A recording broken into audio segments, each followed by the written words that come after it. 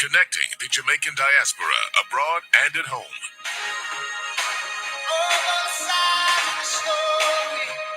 Both sides of the story.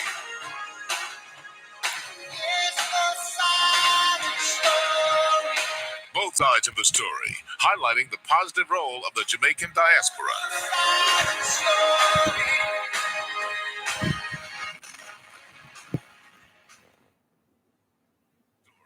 We always need to hear both sides of the story. Both sides of the story. Time now for Both Sides of the Story on Power 106 FM. We will not take sides, but we listen to your side. Join us as we explore the issues, present the facts, speak with the experts, and as always, listen to both sides. What's your story?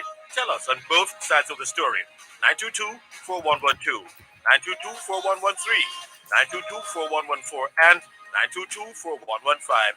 You can listen to both sides of the story on the Gleaner's website, www.go-jamaica.com, on your mobile phones at tunein.com or novex.com, or by dialing 832-551-5045 or 213-493-0133 in the USA. If you're in the UK, you can dial 020-3519-0145, and in Germany, 051-180-904044. Our email address is bothsides106@live.com, and you can join us on Facebook, follow us on Twitter, or link us up on Skype. We look forward to receiving your instant messages on MSN or Yahoo, and your text messages on 365-3346. Remember, we have 2 ears and 1 mouth, so we can listen twice as much as we speak. So stay with us as we listen to both sides of the story. Both sides of the story. Both sides of the story.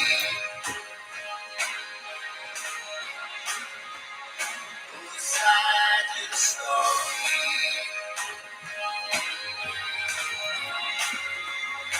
Both sides of the story.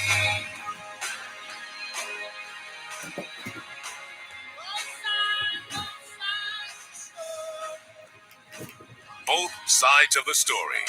We always need to hear both sides. Let's go, studio. Story.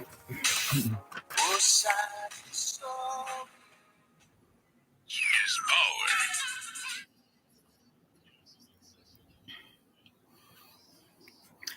O great Spirit, whose voice I hear in the winds, and whose breath gives life to all the world, hear me. I am small and weak. I need your strength and wisdom. Let me walk in beauty and make my eyes ever hold the red and purple sunset. Make my hands respect the things you have made, my ears sharp to hear your voice. Make me wise so that I may understand the things you might teach me. Let me learn the lessons you have hidden in every leaf and rock. I seek strength, not to be greater than my brother, but to fight my greatest enemy, myself. Make me always ready to come to you with clear hands and straight eyes. So when life fades as the fading sunset, my spirit may come to you without shame.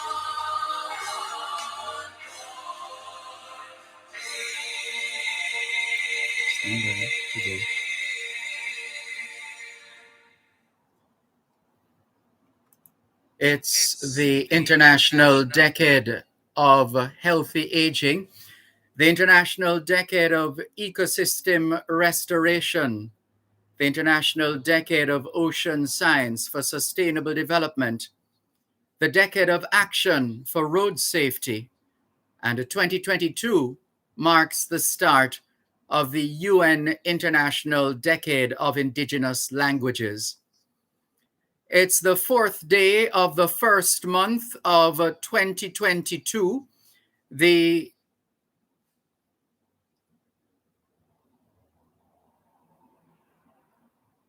International Year of Sustainable Mountain Development, the International Year of Basic Sciences for Sustainable Development, the International Year of Glass, and the International Year of Artisanal Fisheries and Aquaculture.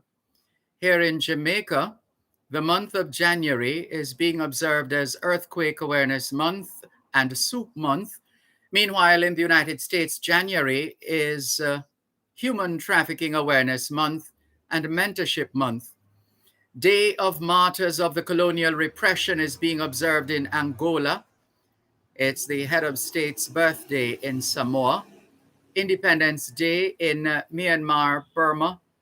Martyrs of Independence Day in the Democratic Republic of Congo, the former Zaire, and Trivia Day in the USA. It's World Braille Day. Hoy es martes el 4 de enero 2022. Y les saludamos en cualquier parte del mundo que nos están escuchando en este momento. Estamos muy agradecidos por el don de la vida y el privilegio de servirles en otra edición de su programa Both Sides of the Story, ambos lados de la historia. Nunca vamos a tomar su audiencia por sentado porque sabemos que ustedes tienen otras opciones. Y esta es la razón por la cual jamás olvidamos darle las gracias por elegir Both Sides of the Story, ambos lados de la historia, de lunes a viernes desde las 2 hasta las 5 de la tarde, aquí en Power 106 FM.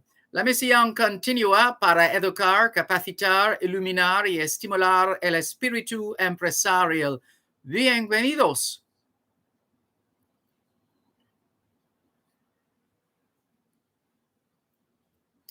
Come back. C'est mardi le 4 janvier 2022 et nous vous saluons tous qui nous écoutez où que vous soyez dans le monde.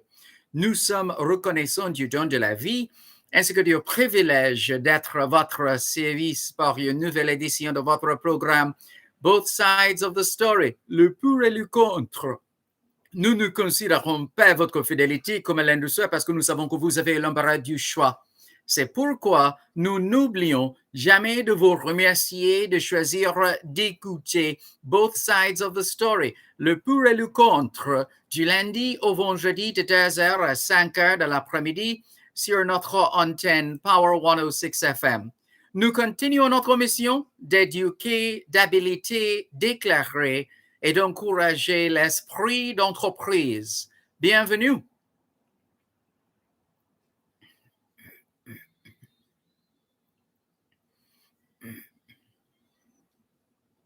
Come back. All we're saying is it's Tuesday, the 4th of January, 2022, and we greet you well, wherever in the world you are listening to us right now. We remain eternally grateful for the gift of life and the privilege to serve you on yet another edition of your program, Both Sides of the Story. We don't ever take your listenership for granted because we know you have choices. And that's why we never ever forget to remember to say thanks for choosing to listen to both sides of the story, Monday to Friday, 2 to 5, right here on Power 106 FM. The mission continues to educate, empower, enlighten, and encourage entrepreneurship. Welcome.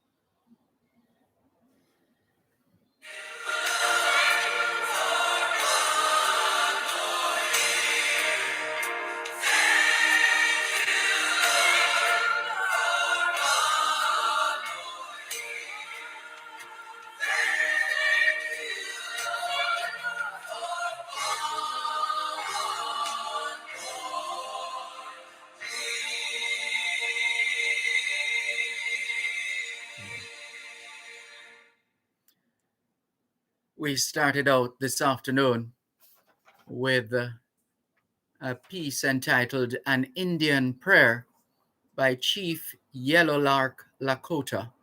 Chief Yellow Lark, Lark, Lakota, Lakota. Chief Yellow Lark was a Sioux Indian chief in the late 19th century. He translated several Sioux prayers into English, and Sioux is spelled Sioux. And so we started with that Indian prayer by Chief Yellow Lark Lakota and paired it with Thank You, Lord, for One More Year by the Grace Thrillers. Whatever our belief systems, whatever our ideologies, whatever position we come from, there is absolutely no doubt that we have a lot to be thankful for. Both the good and bad. Both the good and bad. We woke up to, but then again, those two are relative in so many ways. Everything is subjective. Good, who determines what is good? Bad, who determines what is bad? On what basis is something good, and on what basis is something bad, etc. But generally speaking, we have an idea through the social constructs in our respective nations that we have come to regard and to keep as a guide in terms of how we behave. We woke up this morning to news of the passing of James Jimmy Moss Solomon. And we want to use this opportunity to convey condolences to his family, friends, neighbors, colleagues, all those with whom he shared any form of relationship and engagement. We remember James Jimmy Moss Solomon fondly. For those of you who would normally hear him on Power 106 FM, in fact, at one point, he was co-hosting with me on the Jamaican Diaspora Live Online here on Power 106 FM. And he was also a regular contributor to Power Talk with Ronnie Thwaites. And I think he does some writing as well. I'm trying to remember the name of the publication right now. But we are already missing James Jimmy Moss Solomon. A good man he was. May his soul rest in peace and light perpetual shine on his face. Thank you, Lord, for Jimmy Solomon.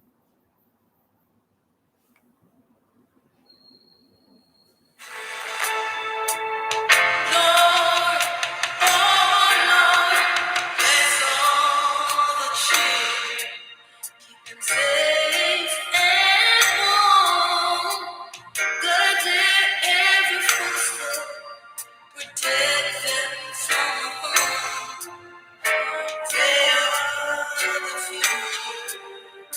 Bless them, we pray, and teach all the leaders to walk in your way. Thank you, Lord, for watching over us through our trials. You made us victorious. We praise your name. All praise and glorious. Thank you, Lord, for one more year. Thank you, Lord, for watching over us through our trials. You made us victorious. We praise your name. Most great and glorious. Thank you, Lord, for one more year. Thank you, Lord, Come back and keep it as a bed, please. Thank you so much for staying with us here on your program, Both Sides of the Story, Power 106 FM. And for those of you who don't know what Jimmy Solomon looked like, you could turn your attention to the internet and more precisely social media. On our pages, we've posted a few pictures we took of James Solomon and pictures that were taken of us. And those pictures are online as well. So you can check them out on Facebook and Instagram and elsewhere. As invariably, people listen to those of us on radio, whether we are regular hosts or contributors. And for whatever reason, they never get a chance to put a face to the voice.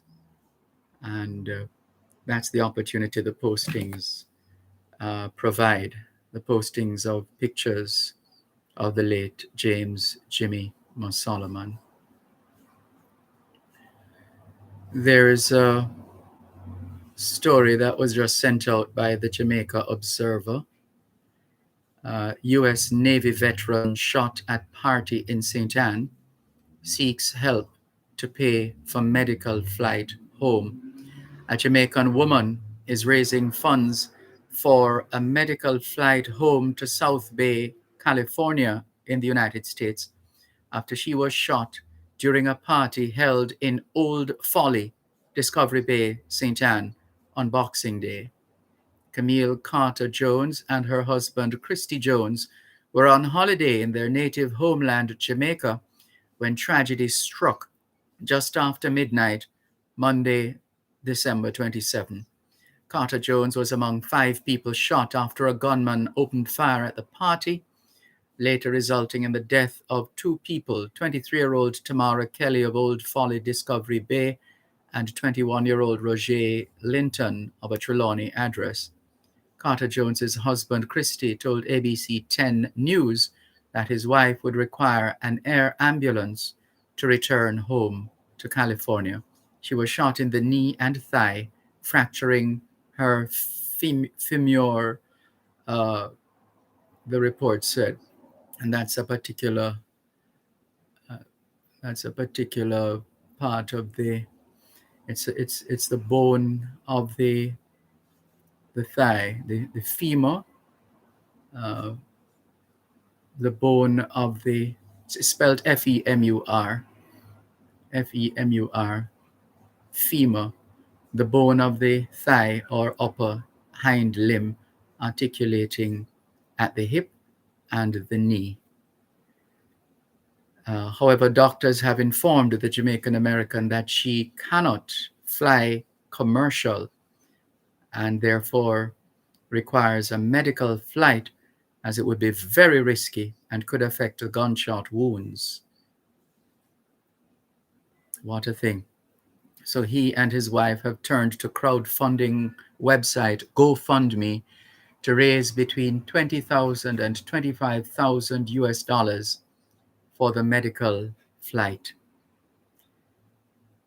We wish them well, the circumstances notwithstanding. It's very easy to say, well, what were they doing at an illegal party? And it's a pertinent question, except it's a pertinent question. In moments of distress, though, we try to deal with that which is causing the distress. And we can always deal with the rest of it afterwards. Good afternoon to Edward Boucher Jr., who is home. Normally, we would be linking with him in Paris, France. Let's see how easy it is to link with him here in Jamaica. Welcome home, Edward Boucher Jr., and hello to your family. We have already expressed our condolences privately, but publicly, condolences on the passing of your grandmother. And we know you will cherish those precious memories that you made with your grandmother while she was alive. Condolences once again, Edward Boucher Jr. of JamFet in Paris, France, and also founder of Jam in France, the Association of Jamaicans in France. Let's clear some more of these messages right now. So our first message today was from Edward Boucher Jr., who, as we have said, is usually in France. That's where he lives these days, but he's home on a break, getting some well-needed break, except that the break was, I don't want to say compounded, but was impacted by the passing of his grandmother. So he says, wishing you a happy and prosperous new year from cold Mandeville. Thank you very much for connecting with us, Edward Boucher Jr. Carol in Calgary, Alberta, Canada says, good afternoon, Dervan, Malcolm, and global listeners. It's freezing in Calgary. Stay warm, Carol. Jeannie Chambers, good afternoon to you. Ricardo in Glengoff, St. Catherine, welcome. Carol in Calgary, Alberta, Canada says, I'll trade your cold for mine anytime. Norman Hines says, good afternoon, Mr. Dervan, Malcolm, and listeners. Good afternoon, Norman Hines in St. Thomas. Don Marie Smith, good afternoon to you too. Faye Weller says, good afternoon, Mr. Dervan. Keep up the amazing work. Blessings to all the people in the world. Thank you, Faye Weller. Annette Calder says, good day, Mr. Malcolm and listeners. To you too, Annette Calder. Happy Tuesday, Golden Brown. Annette Calder says, watching from Long Island, New York. Good to have you on board. Annette Calder from Long Island in New York. Nicola in Central Jamaica, good afternoon to you. Inez Ayona Campbell says, good afternoon, everyone. A super cold day it is in Connecticut, 18 degrees. Now is the time to envy my born land Jamaicans. We get the picture, Inez Ayona Campbell. Never mind. We're sending you lots of love and warmth from a bright, sunny Tuesday afternoon in St. Andrew, Jamaica.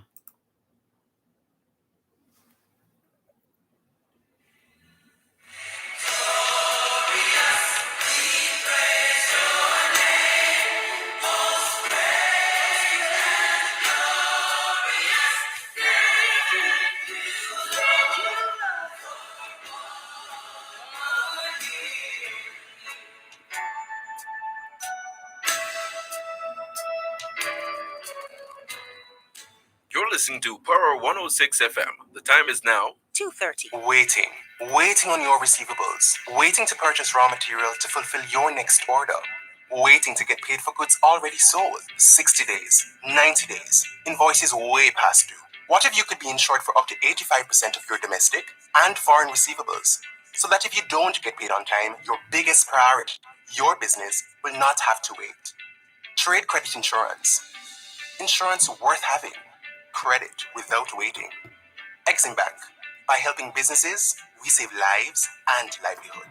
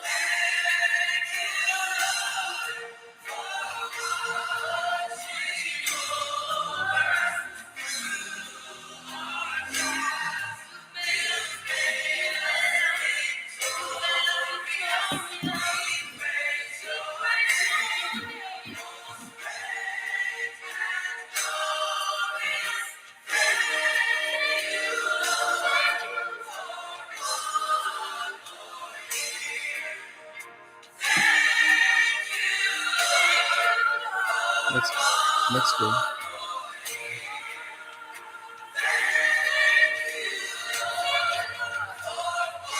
Let's go. Thanks a lot for staying with us here on your program, Both Sides of the Story, Power 106 FM. Still streaming live on the Gleaners website, go-jamaica.com. Live on your smart devices all over the world. Beverly Robinson is wishing us Happy New Year to you too, Beverly Robinson. Thanks for tuning in. Sandra Gibson says, Happy New Year, Sir Dervan Malcolm. Great to be home in Jamaica. Welcome home, Sandra Gibson. Good to have you on board on today's edition of Both Sides of the Story, Power 106 FM.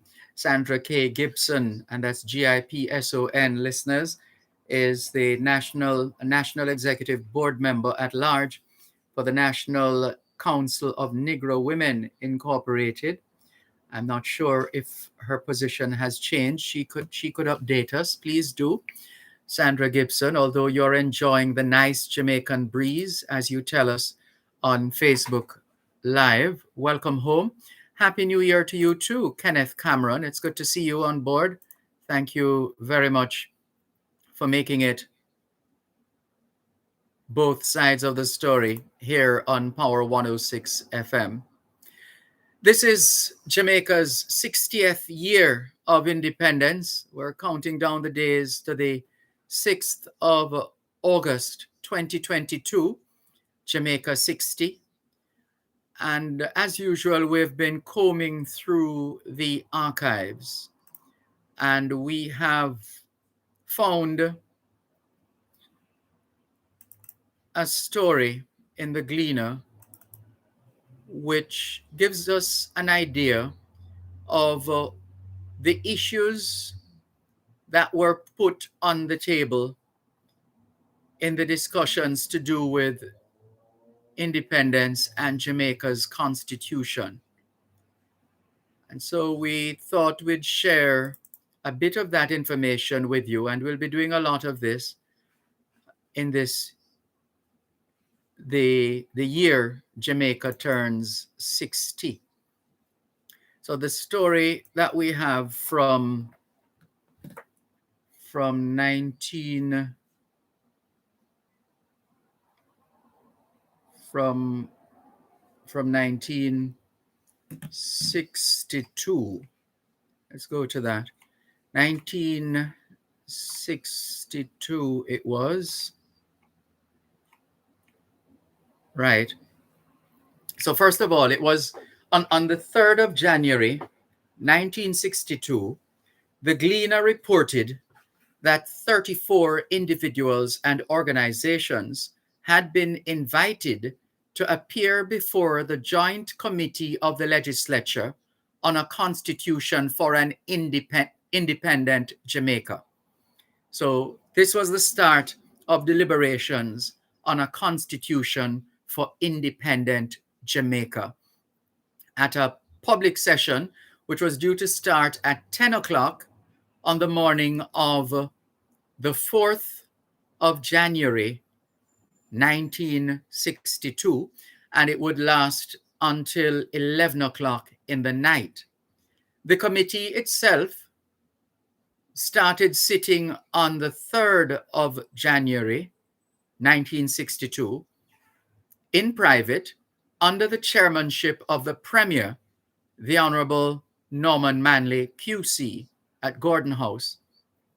This meeting was also scheduled to start at 10 in the morning and probably go until 11 o'clock in the night. It was the first meeting of the committee for 1962. In the period 10 a.m. to 11 p.m., a number of people were scheduled to be received by the committee. Listen to some of the names of these people and the positions they held. Very important. These are the people. You talk about the founding fathers in the United States of America, for example. Here are the founding people, fathers and mothers, who brought to the table their ideas, their suggestions, their recommendations in relation to the carving out a constitution for Jamaica. So Mr. Edric F. Franklin was one of the 34 advocating a Republican form of government in Jamaica. That's what Barbados did the other day, a Republican form of government. Well, before we even got independence, we had Jamaicans included in those 34 people invited to present to the Joint Committee. We had Jamaicans who were already calling for a Republican form of government before independence in 1962. And Mr. Edric F. Franklin was one of them. He was advocating a Republican form of government in Jamaica. Mr. S.C. McCalla of Bombay PO in Manchester wanted the Constitution to cut out all kinds of sport on Sundays. Yes, they wanted it to be laid out in the Constitution that there should be no form of sport on Sundays, no sports on Sundays.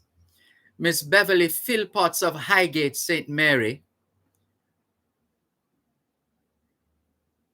was directing attention to the composition of the Legislative Council. That was her area of interest. The composition of the Legislative Council, who were the people who made up the decision-making body, the Legislative Council for Jamaica, and the basis on which they were invited or they came to serve in that capacity. So that was another of the areas being covered. Then we had Mr. E.A. Henry of Old Harbor, St. Catherine, who also advocated a Republican form of government. So there seem to have been, well, let me not say that yet. Let's just go through the other members, the other Jamaicans who were invited to make representation to the special joint committee of the Legislative Council working on a constitution for Jamaica. So Mr. E.A. Henry of Old Harbor, St. Catherine, also advocated a Republican form of government for Jamaica. Mr. L.P. Brown of Mona on the judiciary in the new Jamaica Constitution. So Mr. L.P. Brown's interest was that of the judiciary, the function of the judiciary, the makeup of the judiciary in the new Jamaica Constitution. Mrs. Doris McIntosh was looking at general matters. Mr. A.G. DePass of Whitehall, St. Thomas, was looking at the right, or doing a presentation on the right of voters. Listen to this, because we have heard this call over the years in Jamaica in relatively modern times. But this call was very much made at the outset because Mr. A.G. DePass of Whitehall, St. Thomas, wanted the committee to look at the right of voters to recall members of the House of Representatives during their terms of office. So that call that we have made in relatively recent times here in Jamaica is not new. This call was made from the very start, before independence in 1962, when they were drafting a constitution. These 34 people were invited to and made they themselves, I think it went both ways, where they made submissions and they were also invited to present to the joint committee looking at the Jamaican Constitution. And so this business of recalling members of the House of Representatives, recalling MPs when they fail to deliver during their tenure, not when the next election comes around, but during their 5-year term.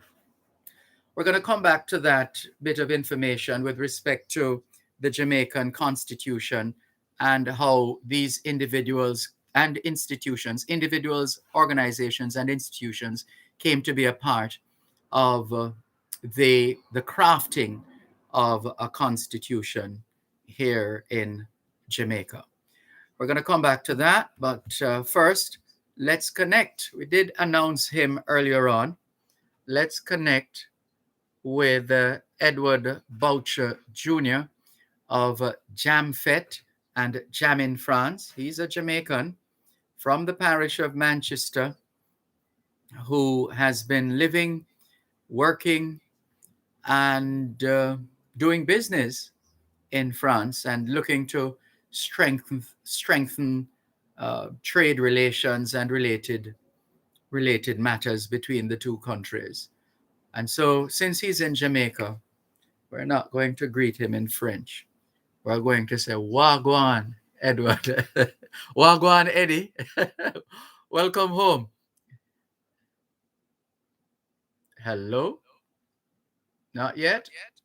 Edward. Oh, there you are. There you are. What no, I was laughing. There's absolutely no difference in terms of the weather. It is cold here. It is very cold here, but I'm happy to be here. Happy New Year to you and the staff of 106 FM and all the listeners.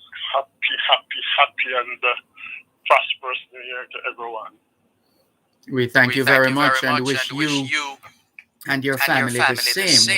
Again, we'd like to publicly convey our condolences on the passing of your grandmother. Tell us some more about your grandmother, if you don't mind.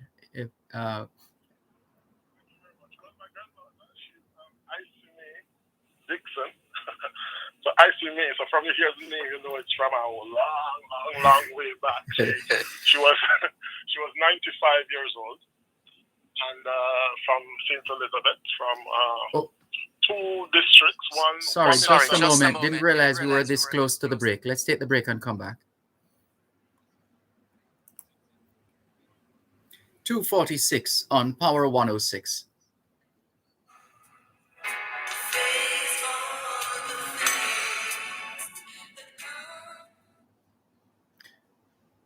Come back. Sorry about that, Edward Boucher. Let's allow you now to continue what you were saying about your late grandmother. Please continue. I was saying that she hails from the district of Roseland, which is close to Tantan Mountain in St. Elizabeth. And she lived in Wamister lately. So she had a really long life, 95 years old. I'm not sad, to be honest, because she has lived a really amazing life. I'm just sad because I didn't make it in time. I was trying to make it in time before, for Christmas, but it didn't happen. But, I'm thanking God that she, the song that says, I remember Mama in a happy way. That is the most appropriate song that I could use to describe her. I'm talking about rural St. Elizabeth, my childhood, it was the best mangoes, robin mangoes, and sweet sap and bammy, and it was, that's what my mama used to bring up here in Mandeville, because we in Mandeville, we're not going into the farm and that sort of thing, we thought we were better than that. So she would come with the boxes on her head, and we would smell the mangoes from afar. I would be like, Mama, how you transport so much mango from all the way to St. Elizabeth? But, she was great. Very humble soul, not miserable and cantankerous as some people, She was a great person. So I'm just thankful for her life. She'll be buried on Monday. And it's a bit unfortunate because some of the family members have tested positive for COVID only just yesterday, who will not be able to come for the funeral. So the occasion, it's a bittersweet one, but I'm grateful that I was able to make it here, and we will try to give her, a good sending off despite the circumstances. Yes. And with respect to you speak of members of the family, and some members contracting COVID. Are those in Jamaica or overseas? New York, and her child, and then my aunt who was the last one for my grandmother, so she'll miss the funeral. But she just learned yesterday that she was positive. So the numbers are really going up, even in France. I was reading that over 1 million people tested positive over the last 4 days in France alone. So the virus is resurging, and I'm just imploring everybody to be careful, to take the necessary precautions.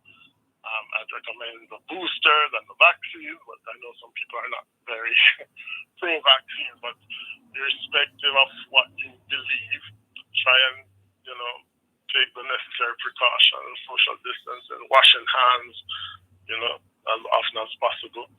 I think we don't really know as much about this virus, so, we just have to be careful.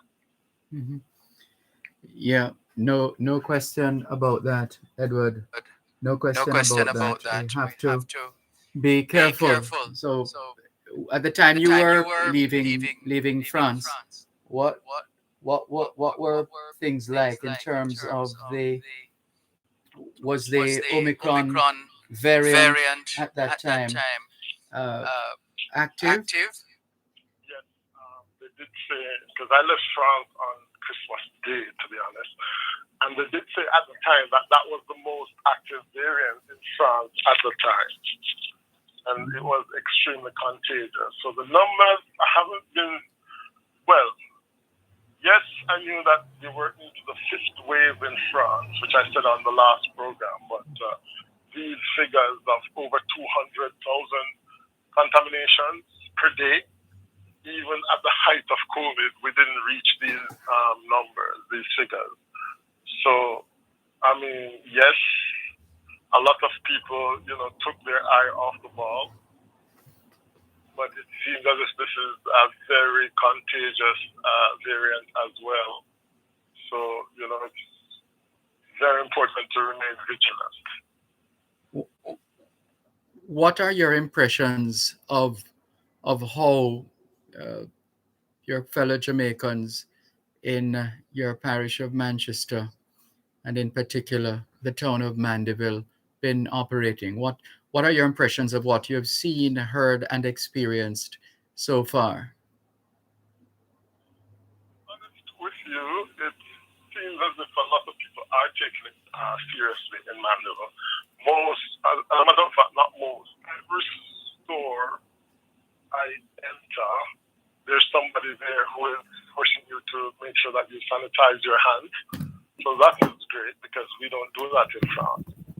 And there are a number of stores where they're checking your temperatures, and the supermarkets where they're checking your temperatures, and seeing a number of people walking around with their hand sanitizers, and a lot who are masked up. Most people in Mandeville are masked up, so I was quite impressed at how seriously they were taking the virus. I mean, there were one or two who didn't have any mask and who seemed a little bit overly casual, but the grand majority seemed as if they were taking it seriously. Unfortunately, as I'm mentioning, my fellow Jamaicans, I got news today that there were 2 Jamaicans in Paris who tested positive for the virus just today as well. So it is hitting everywhere. Mm-hmm. And for you now, you've been relaxing in Jamaica for how long now? Oh, you did say Christmas Day, yes. Mm-hmm.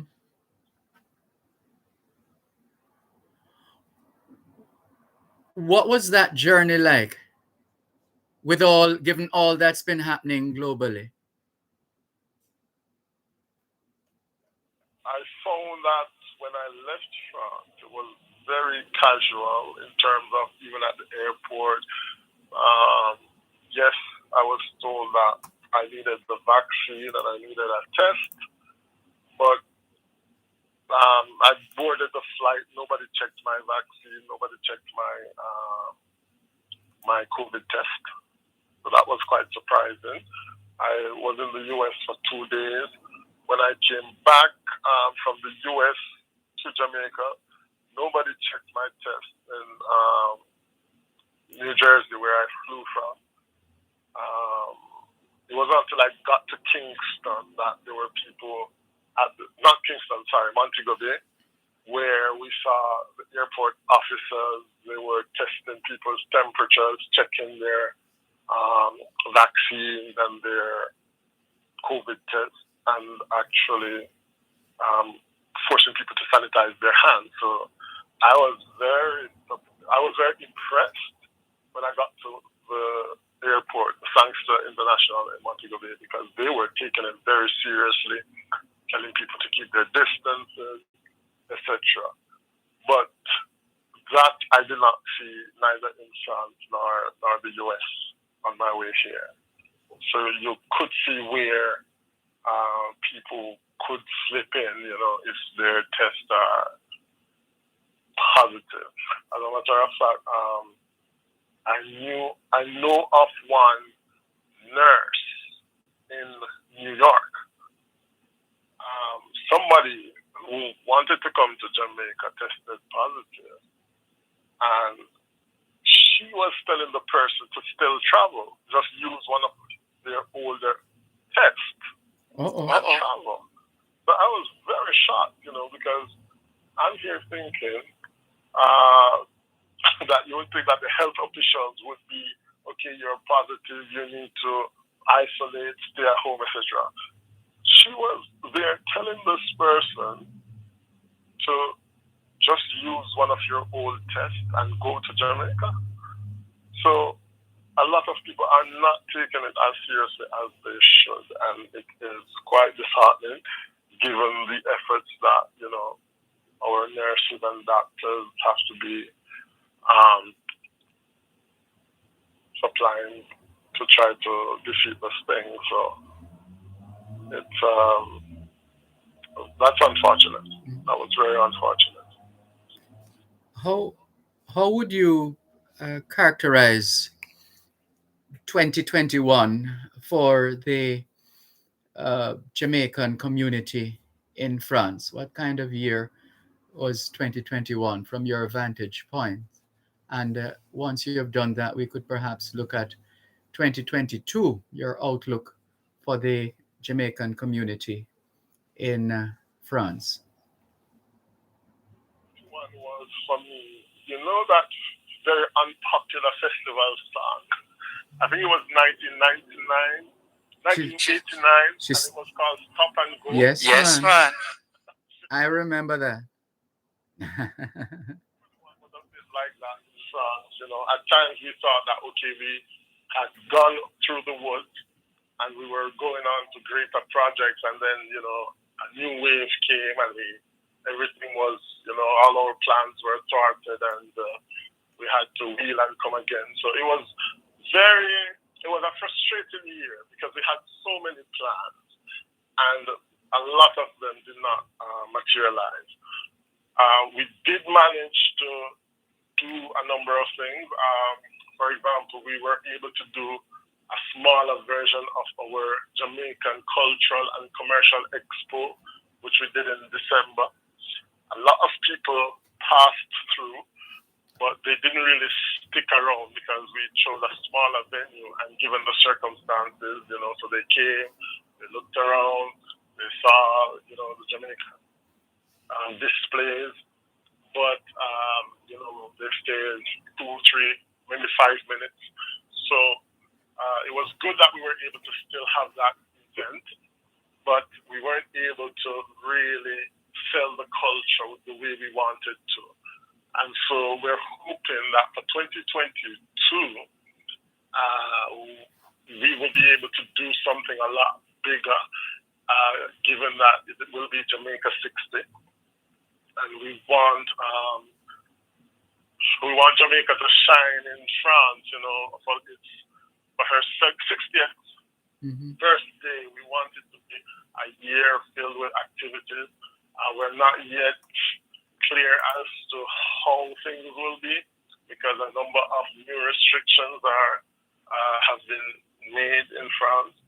But we're hoping that by the summer we'll, at least be able to contain the virus to have our commercial expo, which we're going to have in the summer, and we are looking forward to displaying a number of Jamaican cultural themes. We're looking at projecting some Jamaican films.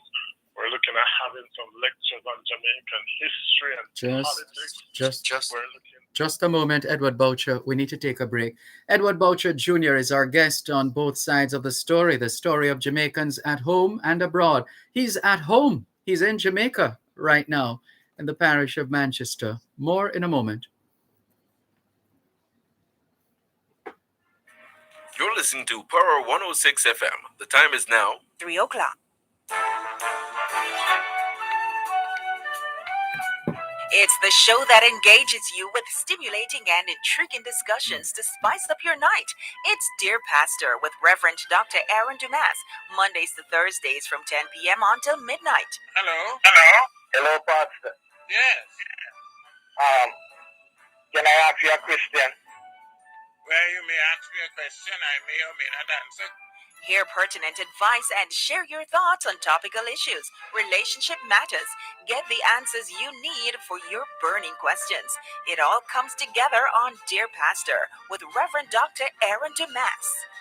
Look like she did love me to me. But me still, there's she pushed me out, so do my best anyway. That's Dear Pastor with Reverend Dr. Aaron Dumas, keeping your company Mondays to Thursdays from 10 p.m. till midnight, right here on Power 106 FM.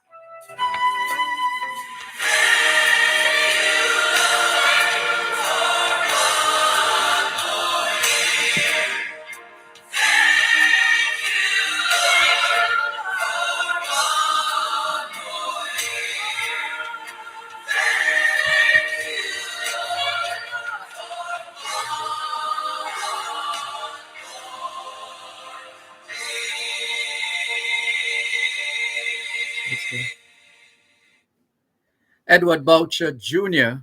is immediate past president and founder and immediate past president of the Association of Jamaican Nationals in France, JAMIN France for short. He's also founder and CEO of JAMFET. He is originally from Manchester, here in an area called Land Settlement in Williamsfield, Manchester. He attended Belfield Primary and Manchester High School. He has been living, working, studying, doing business in France for several years now. He can remind us how long. And he's home. He has been home for a little while now. And he's also had to contend with the loss of his grandmother. And he has been sharing with us his experiences so far with in terms of the journey from France to Jamaica re-COVID-19, and also giving us a sense of what 2021 was like for the Jamaicans in France, and an idea of what is to come in this significant year in Jamaica's history, the 60th year of Jamaica's independence. Please pick up where you left off, Edward. Right, so I would say that we're going to try to use the opportunity to expose our... Can you give us a little more volume, please? Just, if you can, just project a little more, please. Go ahead. Right. Can you hear me better now? Yes. Right, so I was saying that we're going to try to showcase a number of different cultural aspects from Jamaica. We're looking at displaying some films, short films, creative creations from different fields, whether it's theater or cinema. We're looking at a number of lectures on different themes such as Jamaican history, Jamaican politics, Jamaican literature. So we're hoping to get in a number of books, cultural books, whether it's from Sam Selvon or Louis Bennett or some of those influential writers, Marlon James, etc., so that we can introduce the literature to the French community. We will have food on display as well, and of course, music. So we're looking at having our cultural expo in the form of a festival next year to honor, Jamaica and celebrate Jamaica 60. The embassies has already indicated that they will be on board. We have our usual partners such as Victoria Mutual, Moreland Development. Visit Jamaica is always supporting our initiatives. And we will be looking for other sponsors and other brands who want to get a foot in to the European market. And it's a strategic, Paris is a strategic investment, especially at the moment where we're looking to host the 2024 Olympic Games in Paris. So if there are brands who are interested in being visible during the Olympic Games, then now is the time to plant their first seed.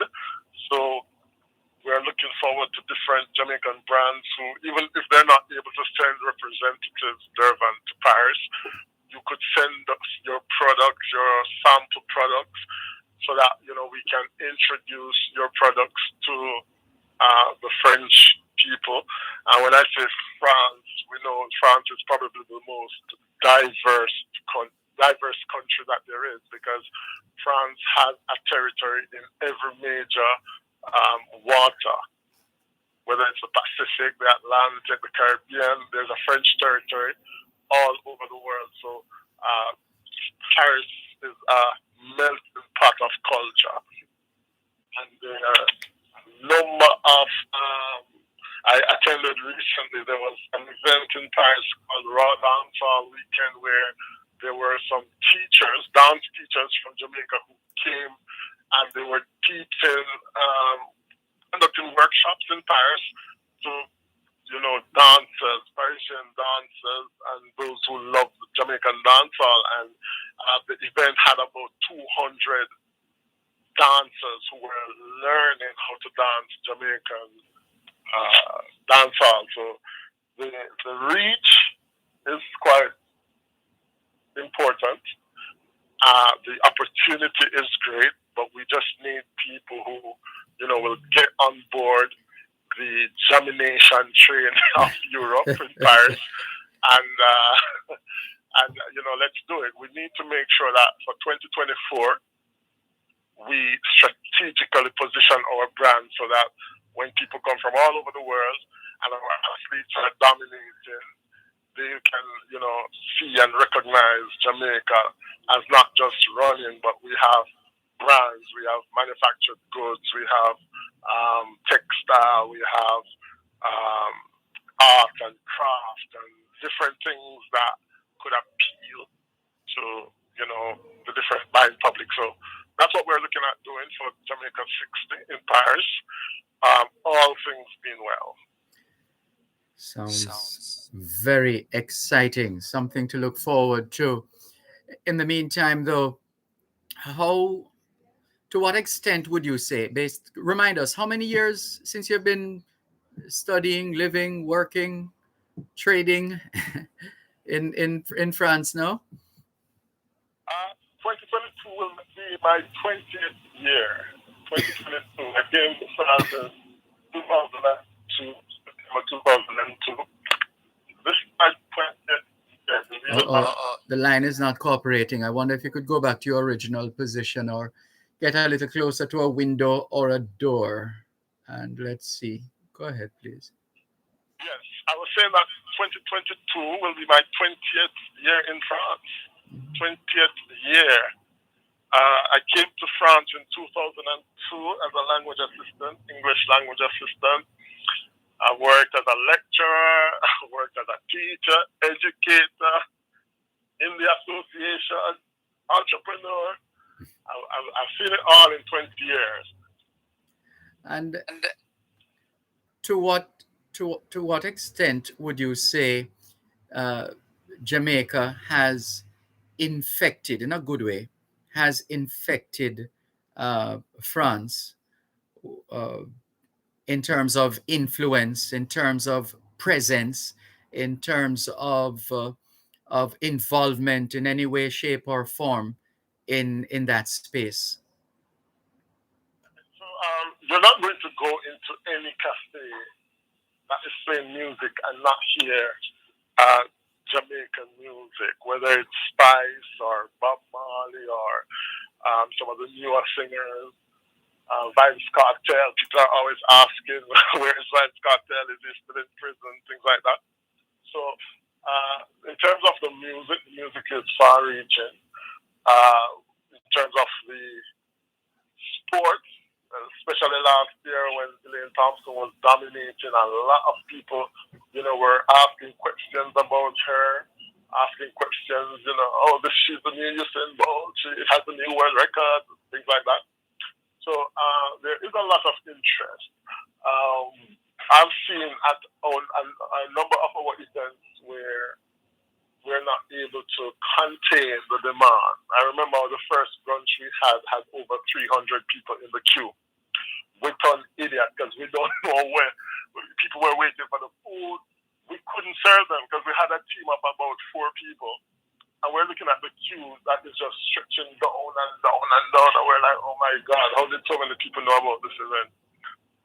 The Independence event, it's not organized by us, it's organized by Jamaica Creative, but we have like over 1,000 people turning out to that event as well. So there is a lot of awareness of the Jamaican culture, there is a lot of demand as well, but they're not as familiar with you have a number who have been to Jamaica, like the dancers, a lot of them will tell you that they've been to Jamaica. Maybe I'll get a couple to come on the program one day because that could be interesting. Oh, yes, please do. In Jamaica, but a number of them have been to Jamaica to discover the culture.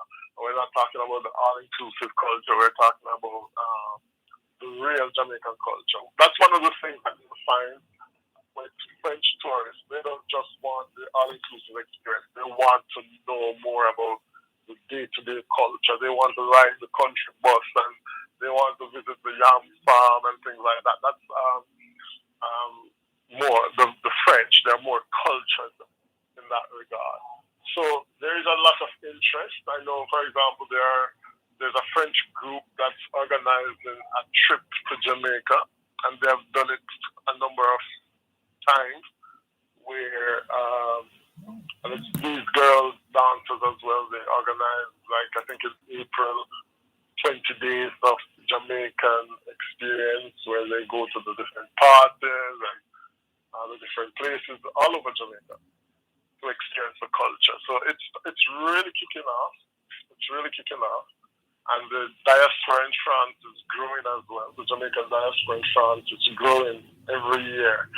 There is a lot more Jamaicans now in France than even 10 years ago when I moved to Paris. So the future is bright. Is the number as elusive as the number of Jamaicans in the United States of America? I mean, can you really put your finger on a number? It's not possible. And you have a number of Jamaicans who we don't really see on a day-to-day basis. But we might, meet them in the train and say, oh, I've been here for 10 years, I've been here for 15 years, etc.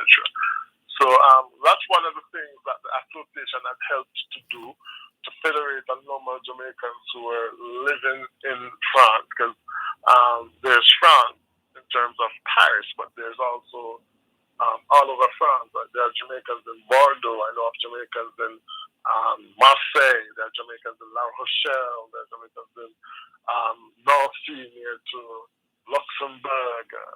So there are Jamaicans all over. We have a WhatsApp group now for Jamaicans in France. That WhatsApp group has 153 members. And those are just people who want to be a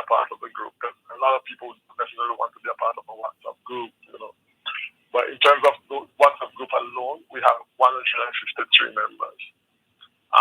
I have a mailing list of over 1,000 people, mostly Jamaicans in France.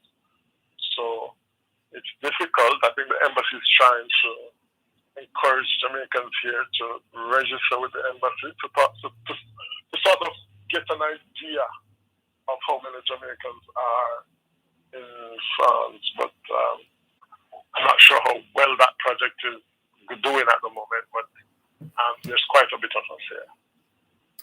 And we could go on for quite a bit more. We'll just allow you to wrap when we come back from the break. One moment, please.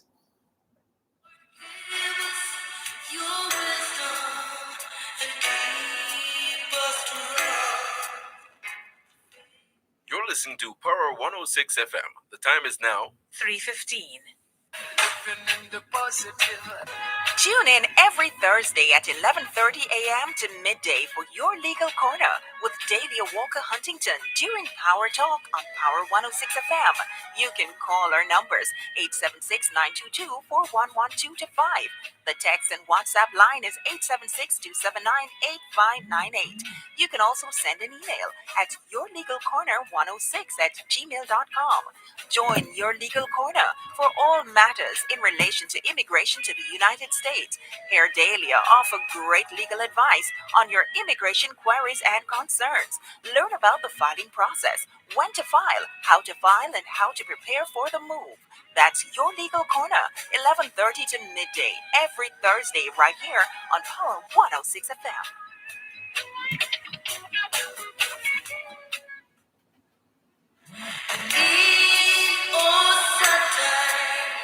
You made us glad because you were there to see us through. For this and other mercies, Lord, we truly pray. Thank you, Lord, for watching over us through our lives. Let's go. Thanks a lot for staying with us here on your program, Both Sides of the Story, Power 106 FM, still streaming live on the Gleaners website, go-jamaica.com, live on your smart devices all over the world. We're delighted to have joining us right here on Jamaican soil, a son of the soil, Edward Boucher Jr., originally from land settlement in Williamsfield, Manchester, went to Belfield Primary and Manchester High School. He is immediate past president of the Association of Jamaican Nationals in France, otherwise known as JAMIN France. And he's also the founder and CEO of JAMFET, which is the entrepreneurial arm or his entrepreneurial side in terms of trying to strengthen and deepen and lengthen the trade arrangements between Jamaica and France. So then, as we get ready to wrap, Edward Boucher Jr., can you give us a sense of what it feels like having lived about 20 years in France and coming home at least once a year, when you're here at home or whenever you touch down on Jamaican soil, what is that feeling like? And then, of course, the other feeling is when you have to go back, you have to leave home to go back home. Well, I have to say that when I come to Jamaica, especially to Mandeville, I'm treated like a prince, you know. My mother, she's in the kitchen morning, noon, and night. She cook up a storm. I don't do anything. I just have my legs put up, and I'm just treated like a prince, Dervan. I don't know if it's because I'm not here. She used to be strict, you know. She used to have a firm hand when I was growing up. So maybe because I've been away for so long, I get to enjoy the better side of her. Be careful now. You know, I'm sure you want to eat some more meals before heading back to France. True. So it's great. I mean, just being with, I'm not the type that really goes around all over the country. So like today, I've just been home all day. It's just me and her, and we're just having a nice time, enjoying the cool breeze here in Mandeville. But I have to say that every time I come, it's like I'm rediscovering the food, how good the food is. Even yesterday in Mandeville, I tried for the first time sorrel chicken. I don't know if you've ever had that, but I had sorrel chicken yesterday in Mandeville, and what a bam bam it was. It was really good. What's that? That's what they do. Just pour the sorrel over the chicken and jerk it, or something like that. Fry the chicken first, and then they prepare the sauce using sorrel mix, and then I think they marinate the chicken in the sorrel sauce, so it has a nice red color, but it's really nice. Mm-hmm.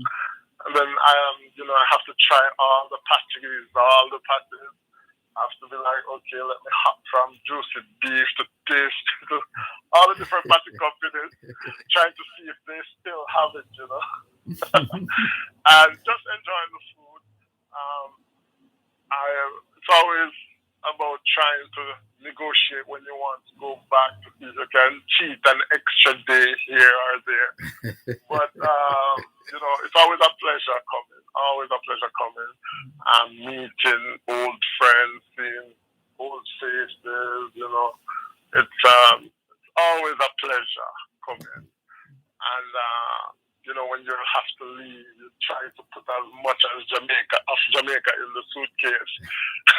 You put your breadfruit and your Cersei and your fried fish, and as much as I can bring out of the island, because we don't get those things, your Maggi and your seasoning and things like that. So that's really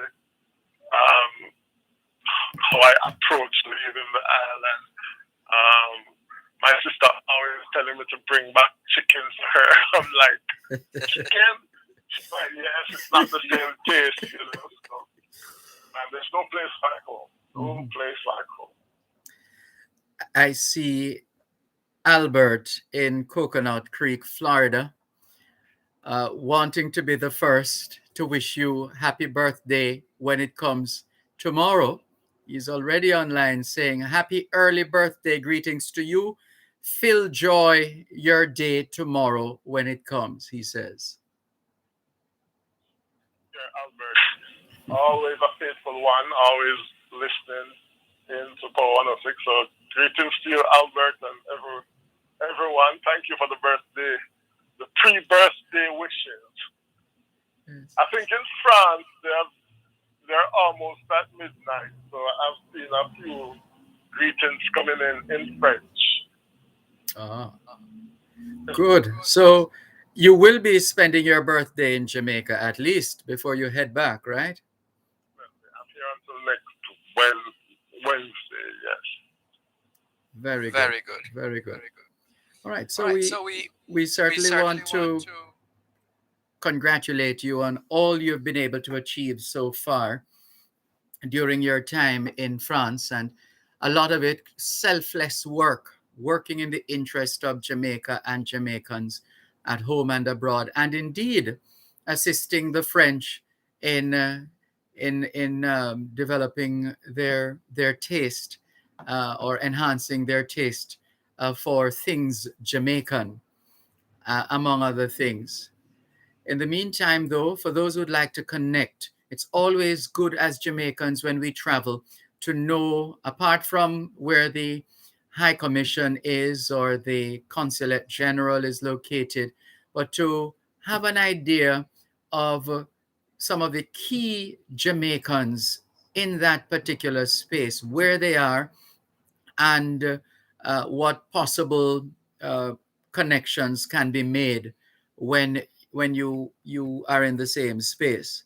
So that that kind of work is indeed priceless. Definitely. And as you know, we haven't got a Jamaican embassy in Paris. The embassy is located in Brussels. So those who wish to do consular type business, they deal with the embassy in Brussels, which is responsible for France and Netherlands and other countries. But so oftentimes when there's a Jamaican who is coming, who might need somebody to put them up for the night, who might be lost, who needs accommodation, help, um, to find help for accommodation or transport or how to find a route to come to Jamaica or how to find a website that has job offers, etc.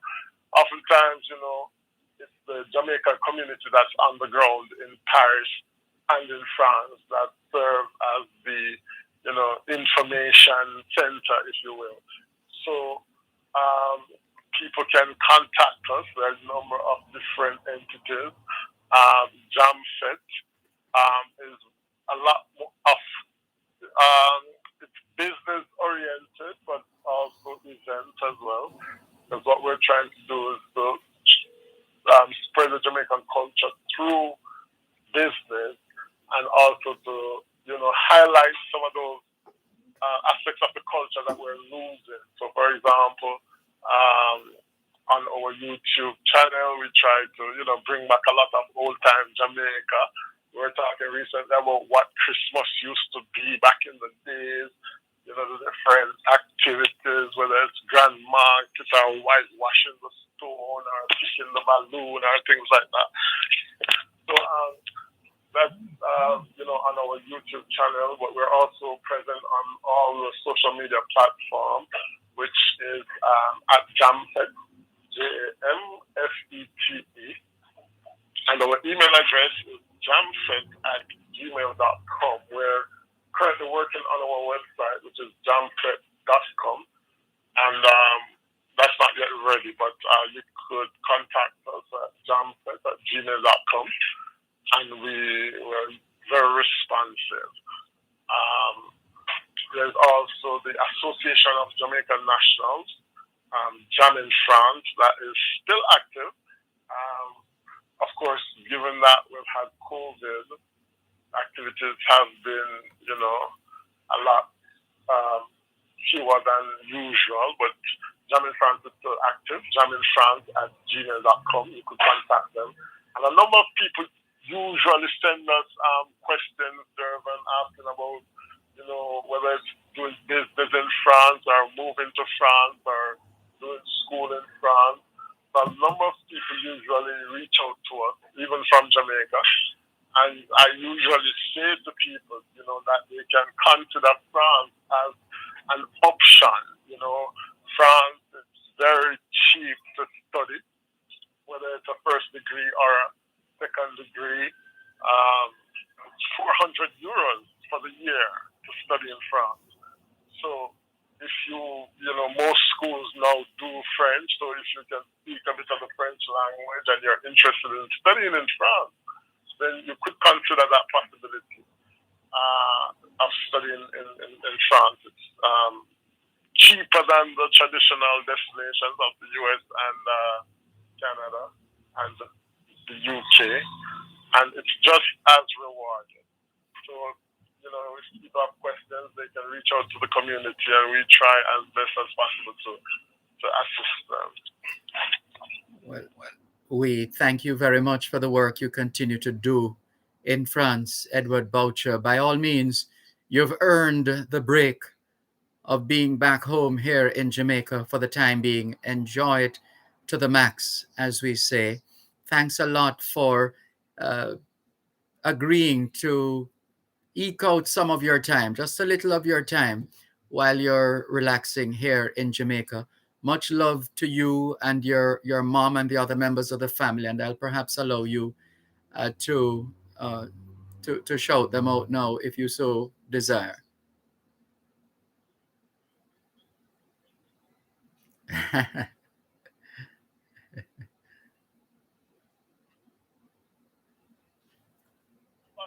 nobody else except my mother now. My two grandparents and my father are gone to a better place, so now it's only my mother. But special love to our family, our morning family in St. Elizabeth, Peaches, Danny, Jardine, and all those who are, getting everything ready for Monday's funeral. And then my family in Content, I haven't yet gone there, but I'll be trying to pop over soon. My aunt Erica and Michelle and all those who are in the Content, Williamsfield area, have a wonderful year. I'm praying for health and wealth for everybody this year. Well said.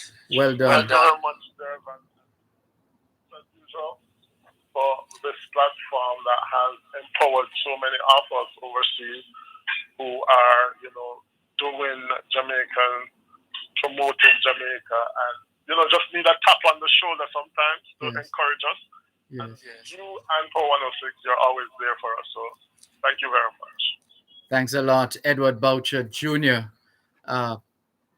for playing his part in adding value to today's edition of Both Sides of the Story. There's more after the break.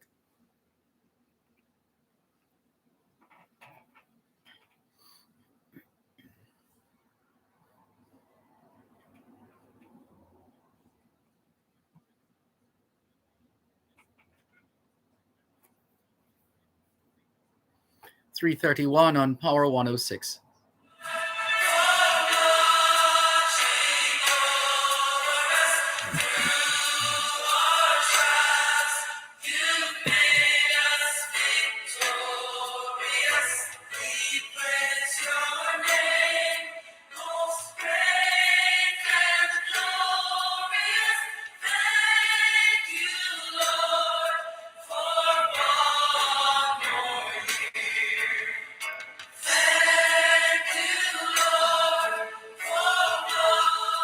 Come back.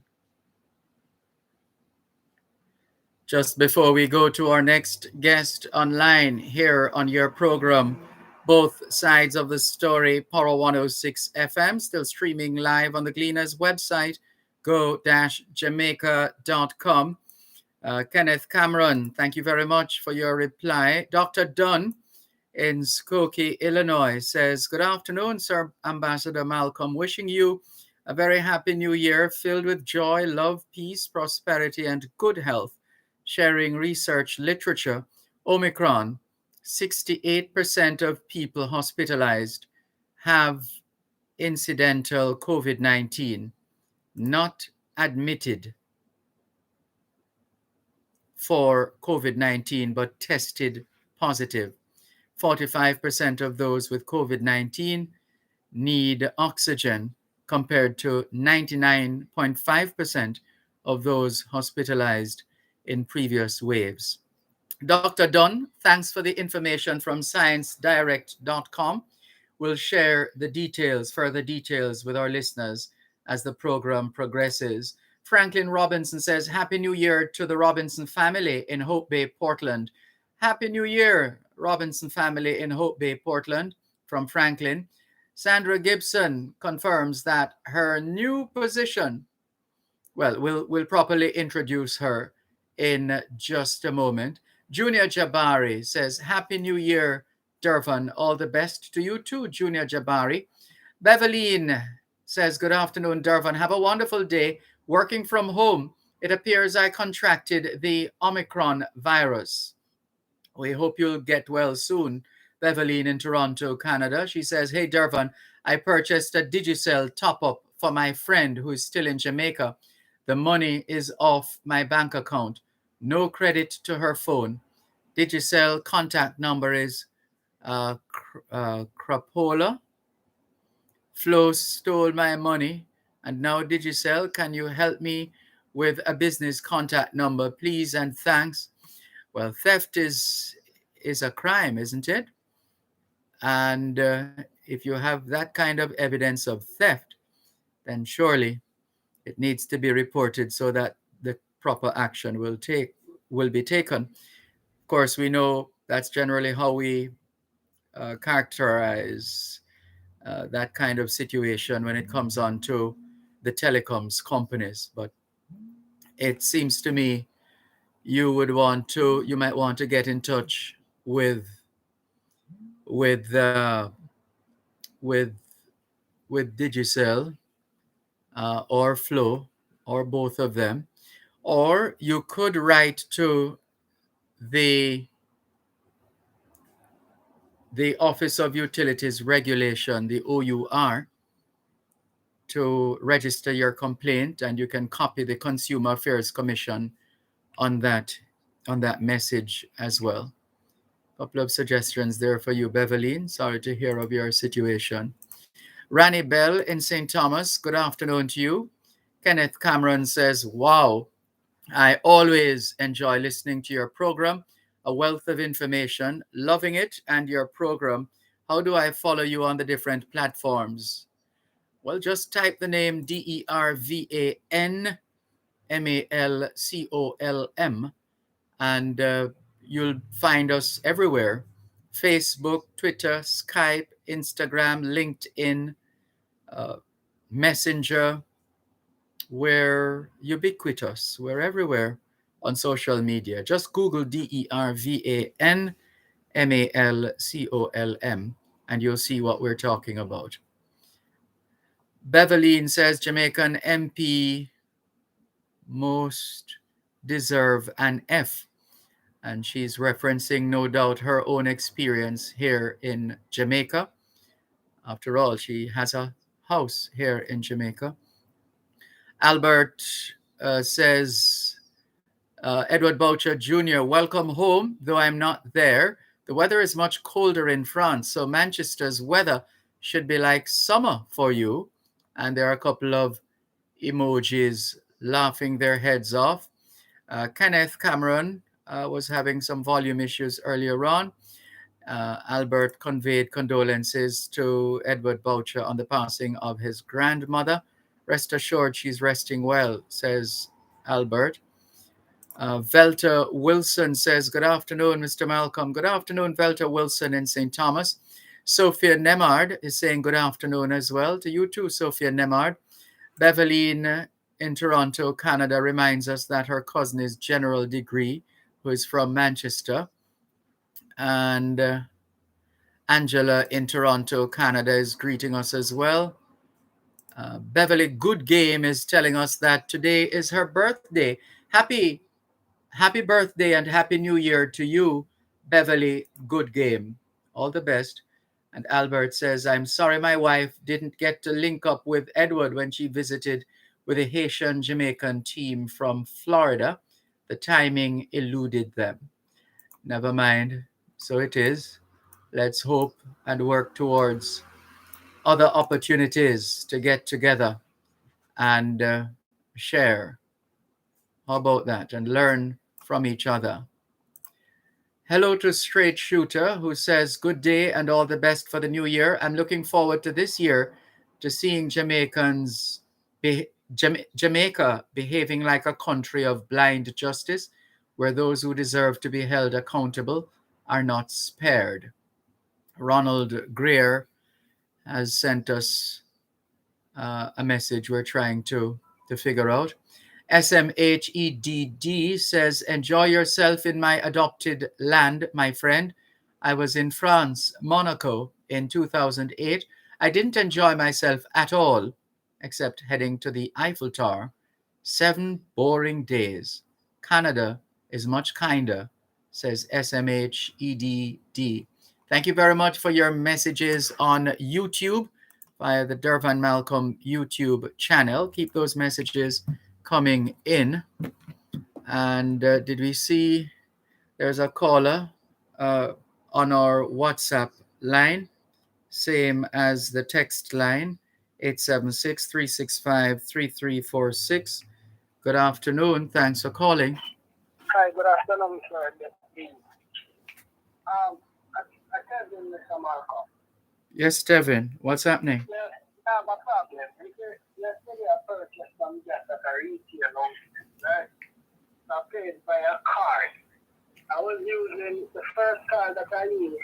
Yet when the company attendant run the card, it says decline in my present 2 times, and I was wondering why.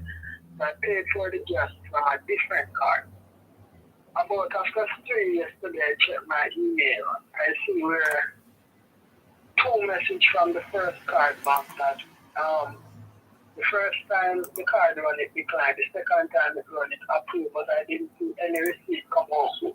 I only get receipt for the second card. So when I contact the bank, I explain to them, they're saying that they can't do anything, I would have to go to the retailer. About half an hour ago, I went to the retailer outlet with both receipts, the email and the receipt that I get from the pump attendant. They showed me the printout card of yesterday and today. They're saying they can't do anything because they're not seeing it on their system. So who will go to Mr. Marble at the bank and say them can't get and then the retailer said they do not. They can't do anything about it. You could try, well, definitely the Consumer Affairs Commission. They have a, did we lose him? Hold on. Sorry, I'm saying you could try the Consumer Affairs Commission. They have an excellent record of resolving consumer-related matters in the high 90s. 90-odd% of the time, they'll help you to resolve whatever issues you're having with the merchants of this country. There's also the organization, the umbrella organization for most of these service stations. It's called the Jamaica Gasoline Retailers Association, JGRA. You could perhaps get in touch with their office. I think their office is still in King's Plaza, and they should be able to find out what's really happening or not happening and help you. But I didn't see where it run on the card. At the end here when time the supervisor showed me the printout that yesterday and said, I only see one card run and the ending of my 4 card digit number. But for the first card, I don't see any information at all on that machine. Yeah, so it merits an investigation, and it seems to me that, well, first of all, I'm not sure what's the final word you have had from the service station itself. They're saying I have to go back to the bank. It's not on their system. Right. Well, if that's what they're suggesting as the way for you to be reimbursed, for you to get back your money. Yeah, because the bank, technically speaking, deals with the money anyway, from that standpoint. So if that's what they have suggested, I'd humbly submit that you follow suit, and then you. But have they done that before? Have they done that before? Yesterday, when I saw the email and called the bank, they're saying I have to contact the service station. Contact them to say what to do what? I've paid for the gas 2 times. Right. So perhaps they are suggesting you get a letter. Perhaps they are suggesting you get a letter from the gas station, and obviously you would need something from the bank as well, and then it would be a matter of exchanging documents. 2 documents to the service station and 2 to the bank. In other words, they need something in writing. It sounds as if something in writing is necessary. So this card I run, and we are not seeing it showing decline in our place, but they are about the cash is coming out. Yeah, they having discovered that, follow the money, take the steps necessary to seek redress, to get the matter dealt with. Sorry to hear that, though. I can well understand your frustration, because then that in and of itself is likely to take some time as well, investigation and checking and back and forth. Oh boy, I really hope it is resolved in short order. please keep us abreast of the situation. All right. Take care. This is your program, Both Sides of the Story, Poro 106 FM, still streaming live on the Gleaners website, go-jamaica.com. Let's go to the break and come back. Sorry, we've had our guest waiting for a long time. Sorry about that. Bear with us. Let's take this break and come back.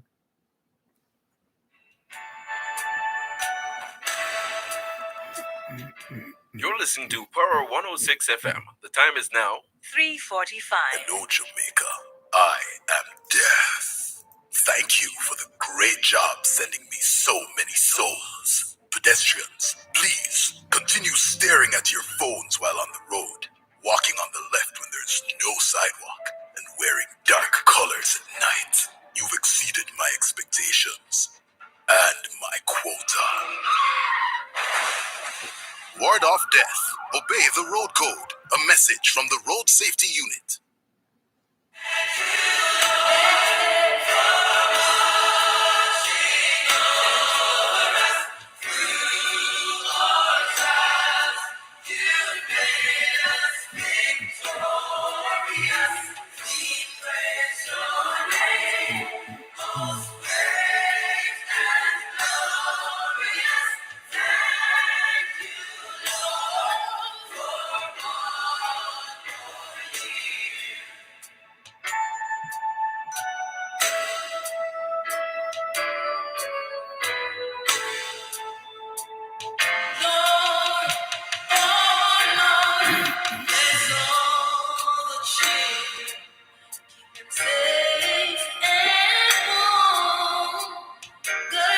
Come back. Thanks a lot for staying with us here on your program, Both Sides of the Story, Poro 106 FM. Still streaming live on the Gleaners website, go-jamaica.com, live on your smart devices all over the world. And it seems we should dub this series, The Jamaicans Are Home. The Jamaicans Are Home, or Welcome Home, Jamaicans. And we say that because we have another Jamaican who is usually resident in the United States of America, but is in Jamaica. She has been in Jamaica for a little while now, enjoying the break, taking a break from the United States. We did say hi to her earlier on air. She now holds the position of National Human Trafficking Awareness Committee chairperson for the National Council of Negro Women Incorporated. In fact, this month is Human Trafficking Awareness Month in the United States. Let's say hello and good afternoon and welcome and Happy New Year to Sandra K. Gibson. How are you? Dervan, Happy New Year to you and all our listeners out there. How are you doing? Oh, I'm doing very well, thanks. Good to have you home in Jamaica. When you're home here in Jamaica, where do you call home? Well, I have several places that I do call home. However, at this moment, I am over in Patrick City with my uncle, Pastor Mitchell, and my aunt, Olive Mitchell, and my cousin, Arlene Darby, and our two children, Celia Darby and Charlie Darby. And I'm here just enjoying the nice Jamaican breeze and all the good breadfruit and the June plums and the ackee and sawfish. I'm just having a grand time, Dervan. It sounds that way. And how much time overall are you looking to spend in Jamaica this trip? Well, Dervan, this is my break. I'm not on a business trip this time because usually when I come on a business trip, I come in and I take a business. So here for actually, I'm going home next Wednesday. So it'll be a total about 16 days I'll be spending on the island. So I'll be going back to the U.S. next Wednesday, but I'll be coming back down on the 25th of January for a funeral and then returning back at the beginning of February. Sounds like a busy time for you, but at the same time, as you said, things are a little different this time. You're able to get more R&R, as they say, rest and relaxation, and little or no work, which is good because you work hard. I've seen you in action, so I know. Uh, but for the benefit of those unfamiliar with the NCNW, the National Council of Negro Women. Can you bring them into the loop, please? The National Council of Negro Women is an organization that's 87 years old. It was founded by Mary McLeod Bethune, a Black American young lady who passed away back in the 1950s. However, she's the founder of Bethune-Cookman University. And she founded this organization, believe it or not, with $1.50 US and faith in God and 5 little girls. This organization is a social justice women organization. We advocate for women of African descent, and our initiative is health, education, economic empowerment, and STEAM. So here on the island of Jamaica, we do have an interest group, National Council of Negro Women Interest Group. And as you know, this month is Human Trafficking Awareness Month. So it's a pretty busy month for me. But however, pre-planning, we have everything in order for our virtual Human Trafficking Symposium, which is going to be virtual on January the 22nd. Who's invited?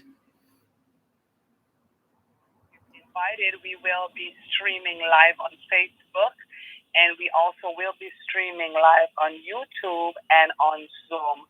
The information will be coming down from the national headquarters this week. The link that everyone who would like to tune in and be a part of this to get more awareness about human trafficking. As one may know and wondering what is human trafficking, some people may think it's just putting somebody in a car and trafficking them, but it goes deeper than that. We have several aspects of human trafficking, types of human trafficking, sex trafficking, domestic labor, we have organ harvesting, and so on and so forth. So with the National Council of Negro Women Human Trafficking Committee, which I'm honored to be sitting as the chairperson for that committee on the national level. This is international. We have here in Jamaica, we have 2 board members on board. One of them is retired deputy commissioner, which is Novelet Grant, is on board, and also Joelle Daniel Bradford, and she is the Jamaica president of the Delta Sigma Theta Incorporated. And we also have over in Kenya, Africa, Gladwell Wichero, which is on the board, and in England, we have Aveline Campbell Brown, and in the U.S. we have 15 more board members throughout the United States, which is the top states. We picked out the top states in the U.S. To represent each board member represent the top states where human trafficking numbers are very high in the U.S. Mm-hmm. How did you come to take such a keen interest in this area of human trafficking? I'm glad you asked, Dervan. As you know, my daughter, Dr. Tarika McCall, I think you had interviewed her a couple months ago, last year, back in August. Well, Tarika's research also with how she's researching with mental health, how to resolve issues with women with anxiety and depression. What we find out also with human trafficking, we have part of the survivors of human trafficking, they have PTSD, which is a part of mental health that needs to be resolved. So Tarika handled that part. And the part, how I came to be a part of this is that meanwhile interviewing some students a couple of years ago at a high school, there were a question was asked, so why the grades were so low? And these young ladies said they wanted to be professional strippers. And I asked them, do they know what human trafficking is all about? And they had no idea. So immediately I contacted the Miami-Dade County School Board, and I was able to get with some more local community, non-governmental organization and go and tell the school board we need it to be taught in school, human trafficking. So Miami-Dade County was the first county to be that human trafficking was taught in school. And we didn't stop there. We went to Tallahassee and we petitioned the Senate and the House of Representatives in Tallahassee and human trafficking. And they, in turn, voted anonymously that it should be taught in the 6 or 7 counties in Florida. However, when we got to the proportion committee, which is the committee that deals with the funding for the human trafficking bill, there wasn't any funds. So the Department of Education took it on and made it a policy in Florida that the 6 or 7 counties in Florida, the human trafficking education be taught from K through 12th grade. It wasn't an easy task, Dervan, but we have gotten a lot accomplished. Mm-hmm. And having said that, is this likely to take on a different shapes or move in different directions, or is there a constancy about the work that the human trafficking committee is doing? We are partnering with different organizations, and it is taking on going. What I found out is that now we are able to bring more awareness to the community. So there are more survivors who are on board right now. We have one survivor who came on board right now. She is doing her dissertation for her PhD, which is Sandra Maria Anderson. And we are finding out that bringing awareness and people know how to identify young ladies and young men that have been trafficked, there are more survivors that, being resolved. And with us working with law enforcement here in Jamaica and in different parts of Africa and the UK, we are able to bring more survivors and, bring them back home to their families. Mm-hmm. And what of the victims? Is there some kind of a program that goes beyond creating public awareness as far as the victims are concerned? Yes, we have Safe Space. We have different organizations. We call them NGO, non-governmental organizations, which take these young ladies and young men. They have to get the health part together. They have to get the mental health together. Some of them, like one of our survivors, which is Sandra Maria Anderson, she's living with HIV/AIDS. So it's a lot of work in every aspect from the mental part. So they go through therapy.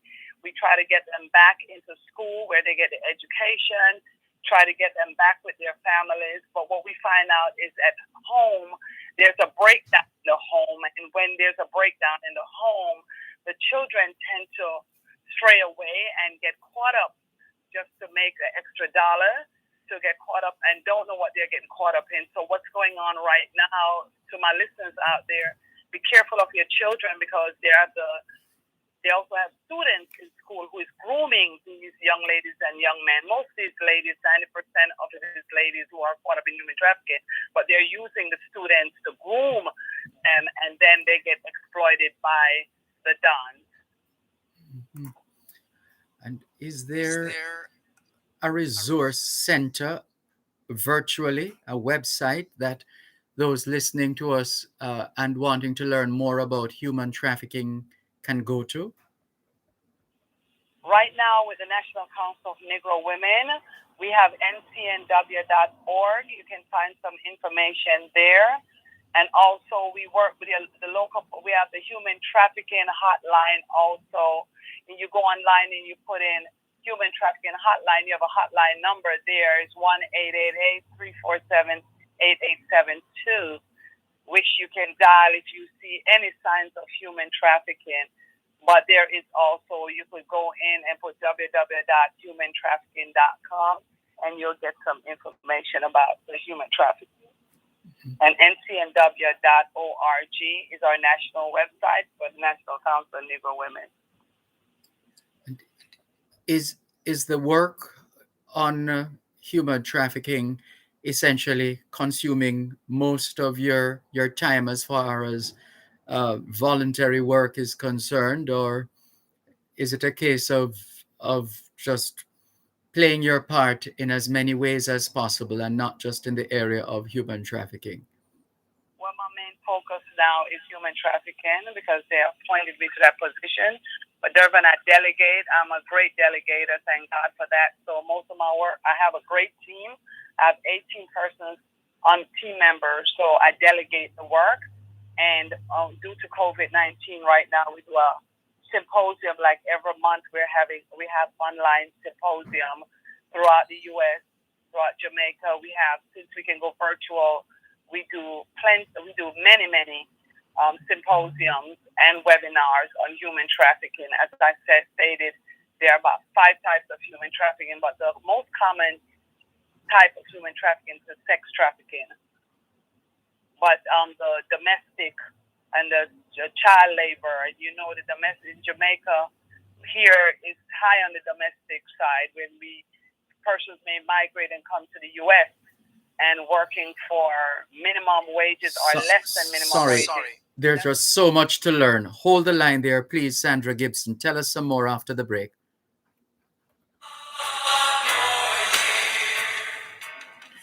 You're listening to Power 106 FM. The time is now 4 o'clock.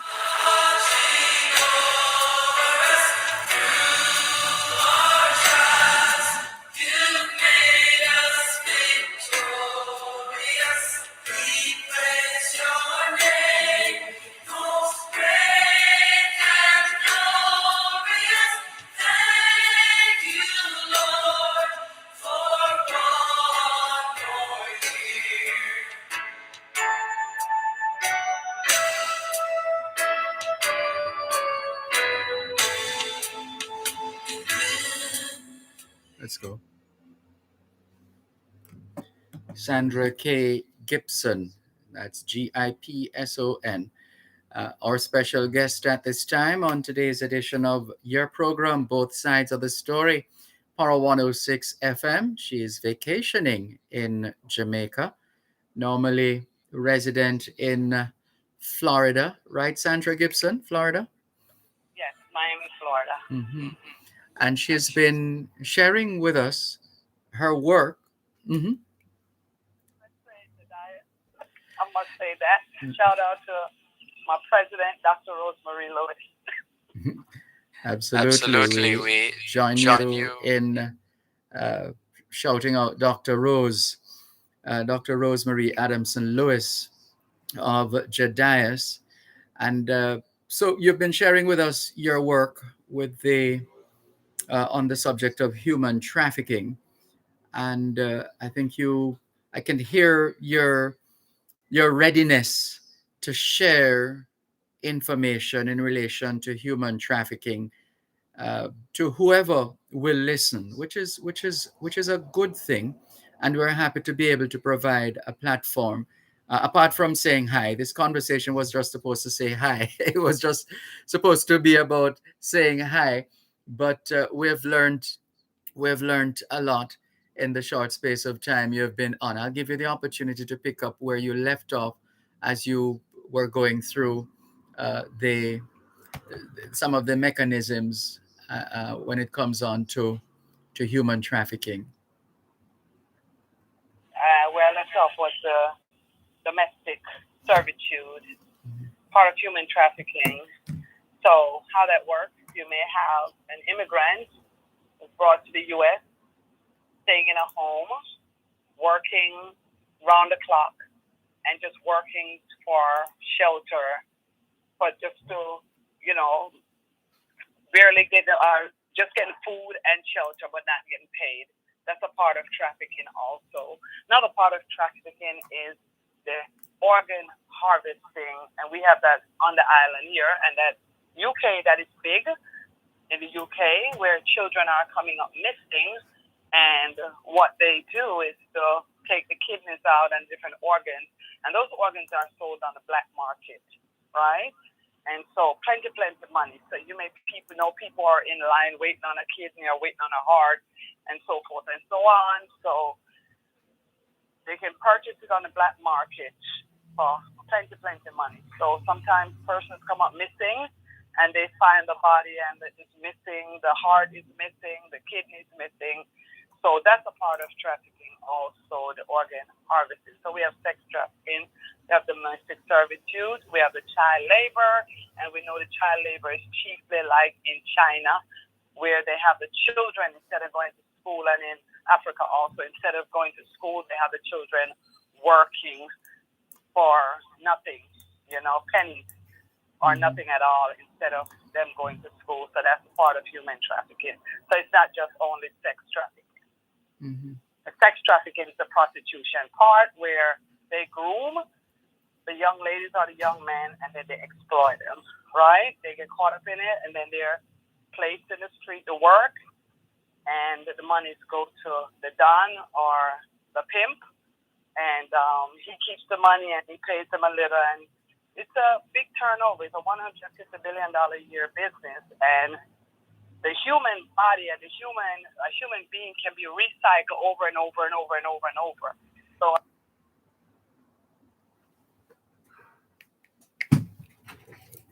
Oh dear.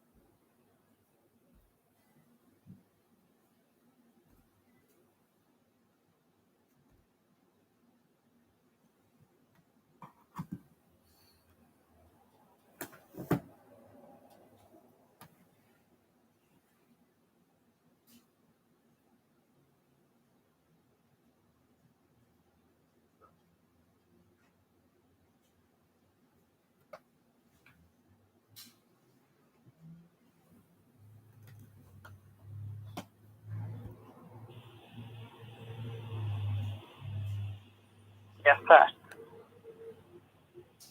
So that's basically summarized, the information that I have right now to share. As I said, we have a symposium coming up on January the 22nd, and I will be sending you the flyer to the Jamaica Diaspora Facebook webpage, and it's also going to be streaming from my webpage. Sandra Gibson is streaming from YouTube also, and Zoom, teaching you more about human trafficking. It's going to be a 5-part series. So we're going to do the launching on January the 22nd virtually. On a personal level now, as we get ready to wrap, what does it feel like for you coming home? You obviously are from Jamaica. You've been serving, working, in the living in the United States, in particular Miami, Florida, and you get a chance to come home. And some people say, well, Florida is a little close to Jamaica, so it's they perhaps don't see it as a big deal. But what does it mean to you to be able to come home to Jamaica, whether for rest and relaxation, business, or otherwise? Well, Dervan, Jamaica land I love, cherish, and will always be a part of my heart.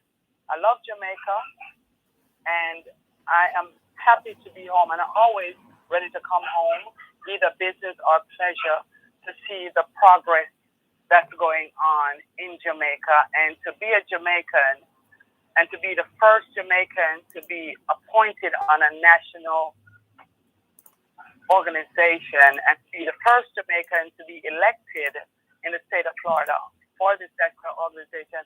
I'm humbled and honored to be a Jamaican.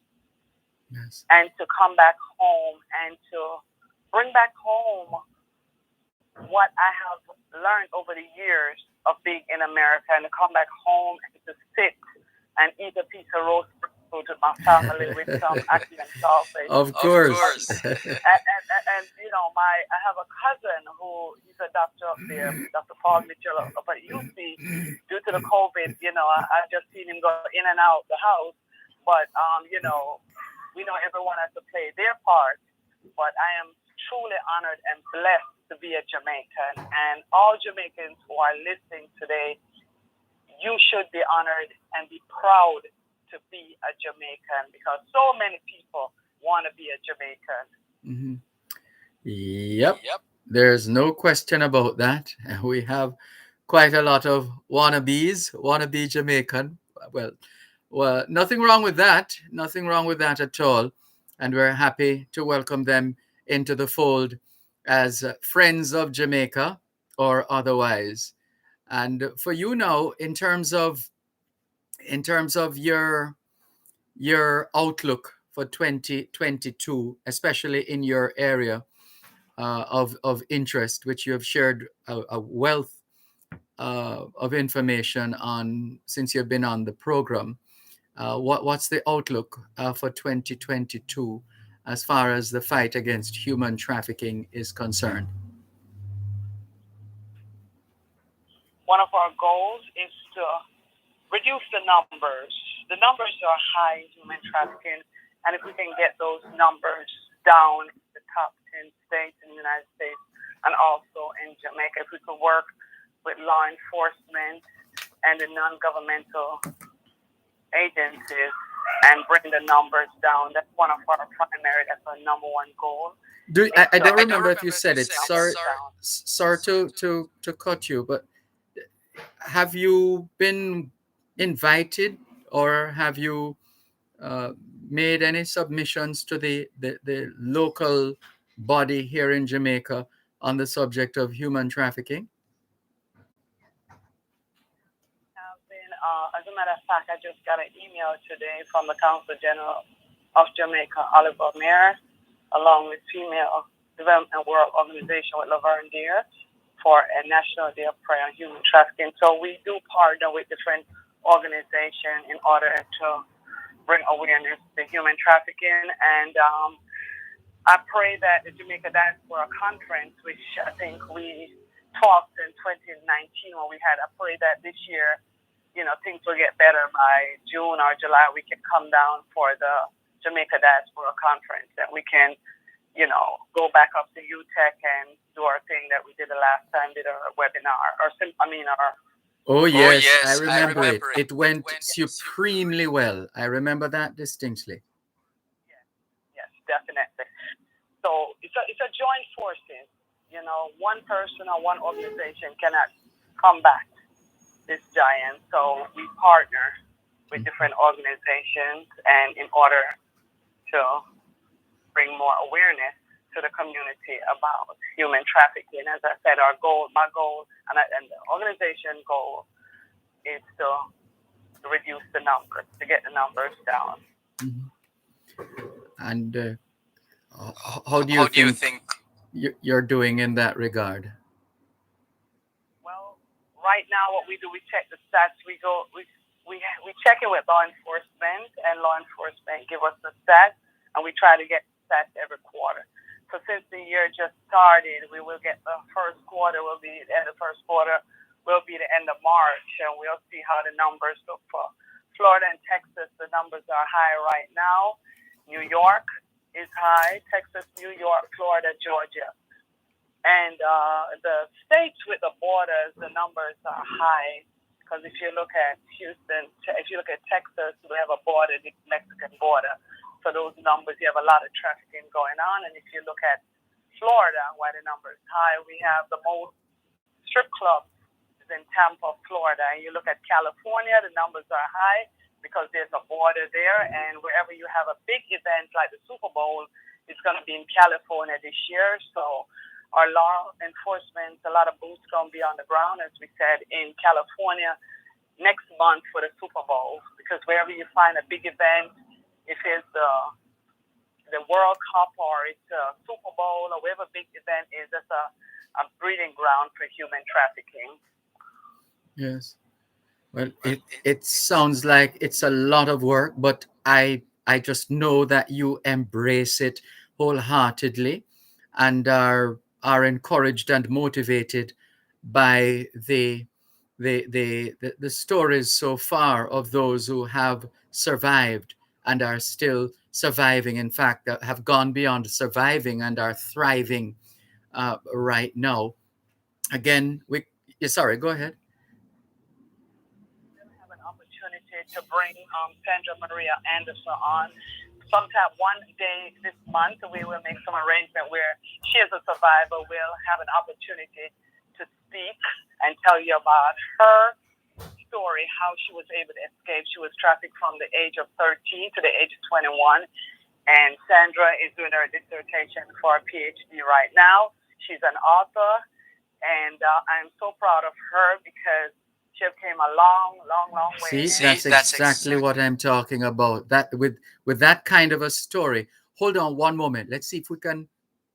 Yes, don't move, don't move. Let's just take this break, and we'll come back and give you an opportunity to say what you were going on to say. You're listening to Power 106 FM. The time is now 4:15.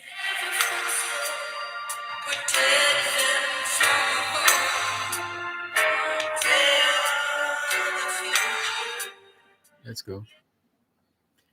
¿Qué hora es en español? Son las 4:15. Quelle heure est-il en français? Il est 4h15. 现在几点了？是点15分. 4:15 in the afternoon here at home in the corporate area, more precisely, the parish of St. Andrew, Jamaica. Have you had a checkup lately? If not, now is a good time. Let's not wait till we get sick to get a checkup. How about that? And good afternoon to all the schoolers listening to us, all the students from the early childhood level to the secondary level. Trust you had a productive day of learning today. Hope you also managed to get in some physical activity, just as important as mental activity. As we always say, young people, socialization makes you educable. Education makes you trainable. Training makes you employable. And the right attitude makes you successful. Homework time, young people. Online is our special guest, a Jamaican from or who identifies with Patrick City here in Jamaica. She lives in Miami, Florida. She has achieved national prominence in terms of being a national executive board member at large for the National Council of Negro Women. And she, as you've been hearing, also she chairs. She's leading the committee on human trafficking, and there's just so much more we could tell you, but time is going. Want to give you an opportunity just to round out what you were saying as we took the break in terms of the examples, those who have survived, and more than survived, those who are now thriving. And I think you were mentioning something about HIV, AIDS, as we were taking that break just now. Hello? Hello, Dervan? Yes, hearing you now. Go ahead, please. Yes, the young lady on the committee, Sandra Maria Anderson, which is a survivor of human trafficking. She was trafficked since she was 13, since she was 21 years old.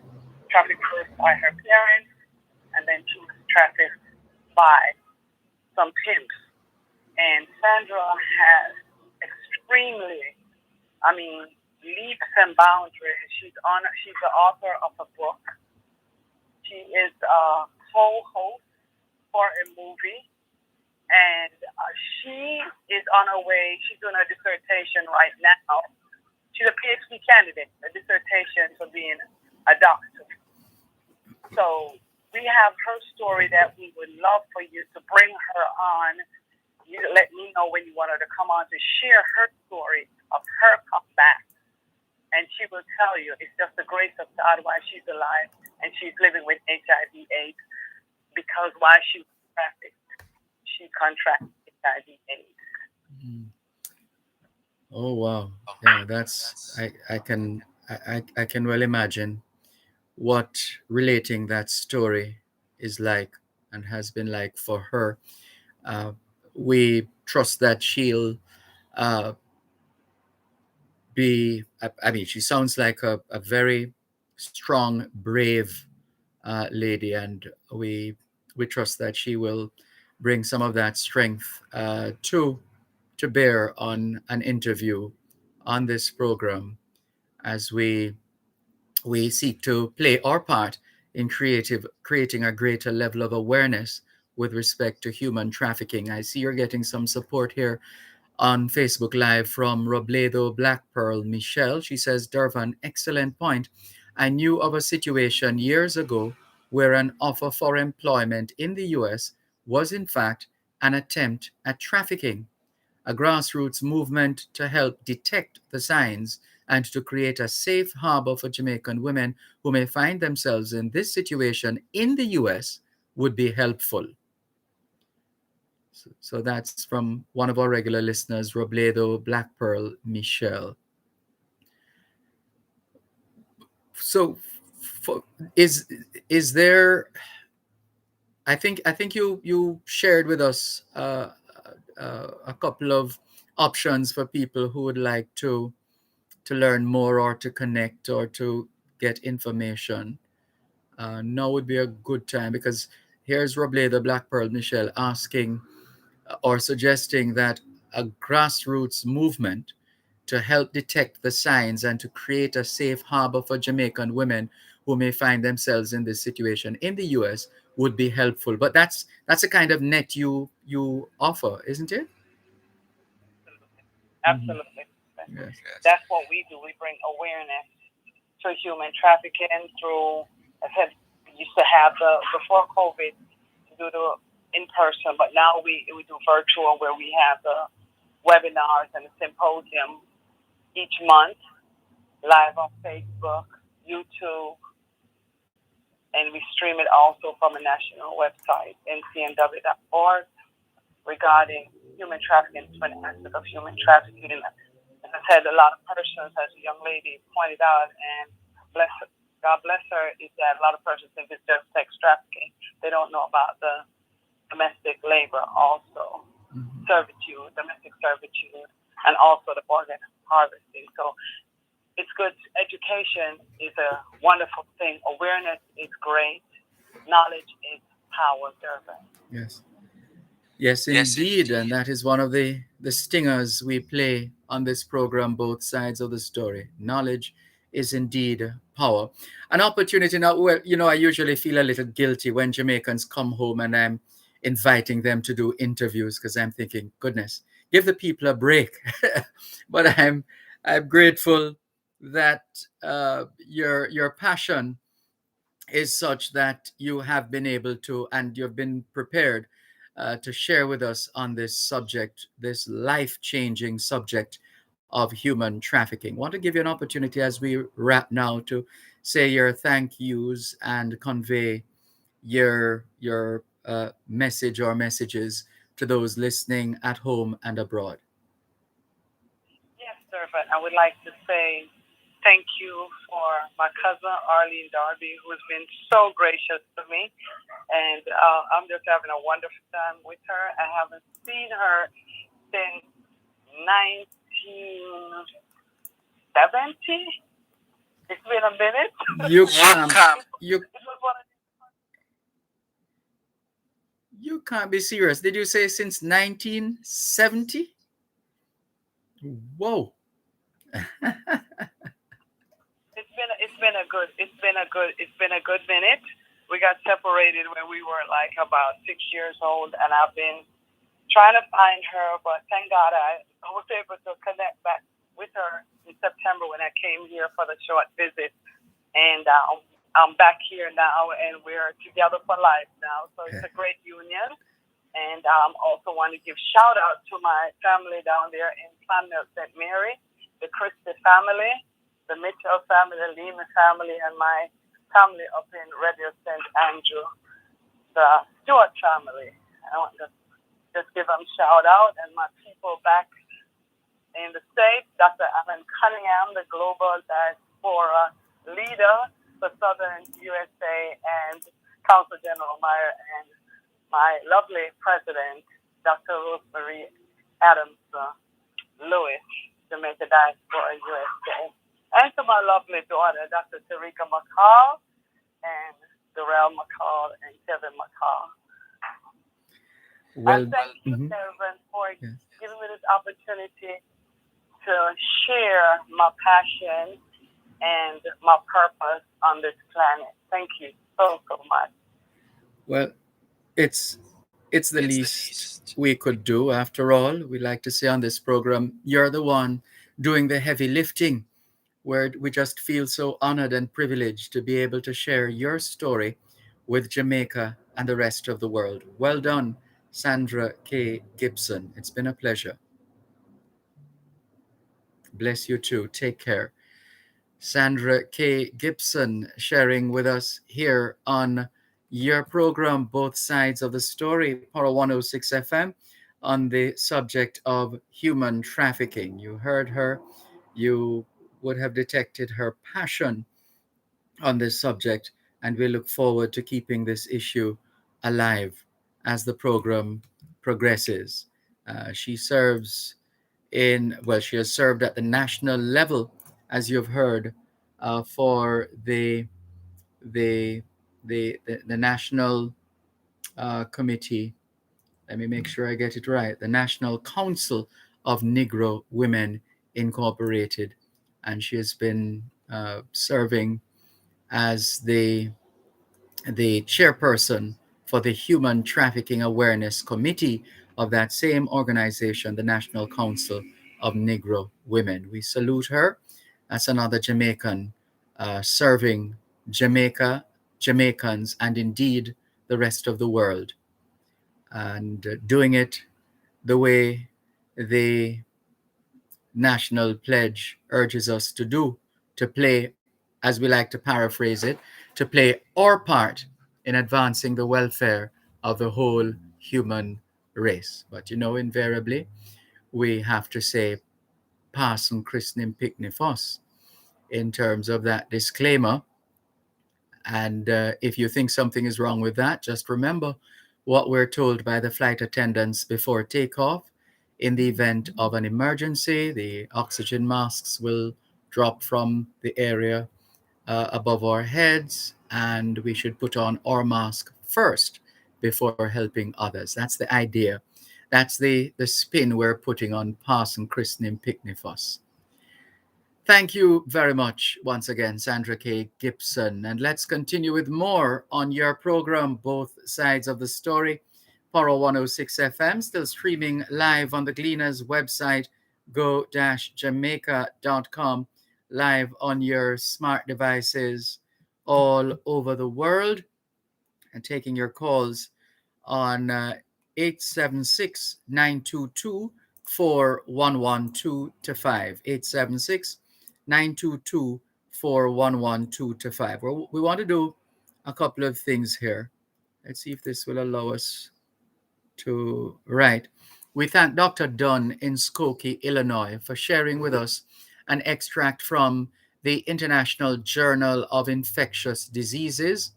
This was published on the 28th of December 2021, and the headline is Decreased Severity of Disease During the First Global Omicron Variant COVID-19 Outbreak in a Large Hospital in Tshwane, South Africa. Highlights: the rapid rise and decline of admissions and decreased severity of COVID-19 disease. These are the highlights coming out of the this is a collection of data that has been shared and published in the International Journal of Infectious Diseases. So among the highlights, the fact that the rapid rise and decline uh, the rapid rise and decline of admissions, as in hospital admissions, and the decreased severity of COVID-19 disease. So there's something happening there. compares 466 patients to 3,976 patients in previous waves. So when we've had the first wave, the second wave, God, the first wave was awful. We've had those. When we had those waves, you were looking at 3,976 patients being admitted to hospital. Now, with the Omicron variant, you're looking at 466 patients. So there is something working there that would cause the patients or potential patients to avoid or prevent being admitted to hospital. Also, the situation describes disease severity of all admitted patients at peak bed capacity. Disease severity of all admitted patients at peak bed capacity, and a lower mortality rate from Omicron compared to previous waves. So less people are dying from the Omicron variant of COVID-19 in this wave compared to the previous waves that we've had with Delta and others. So the coronavirus disease 2019 or COVID-19, let's come back to that in a moment.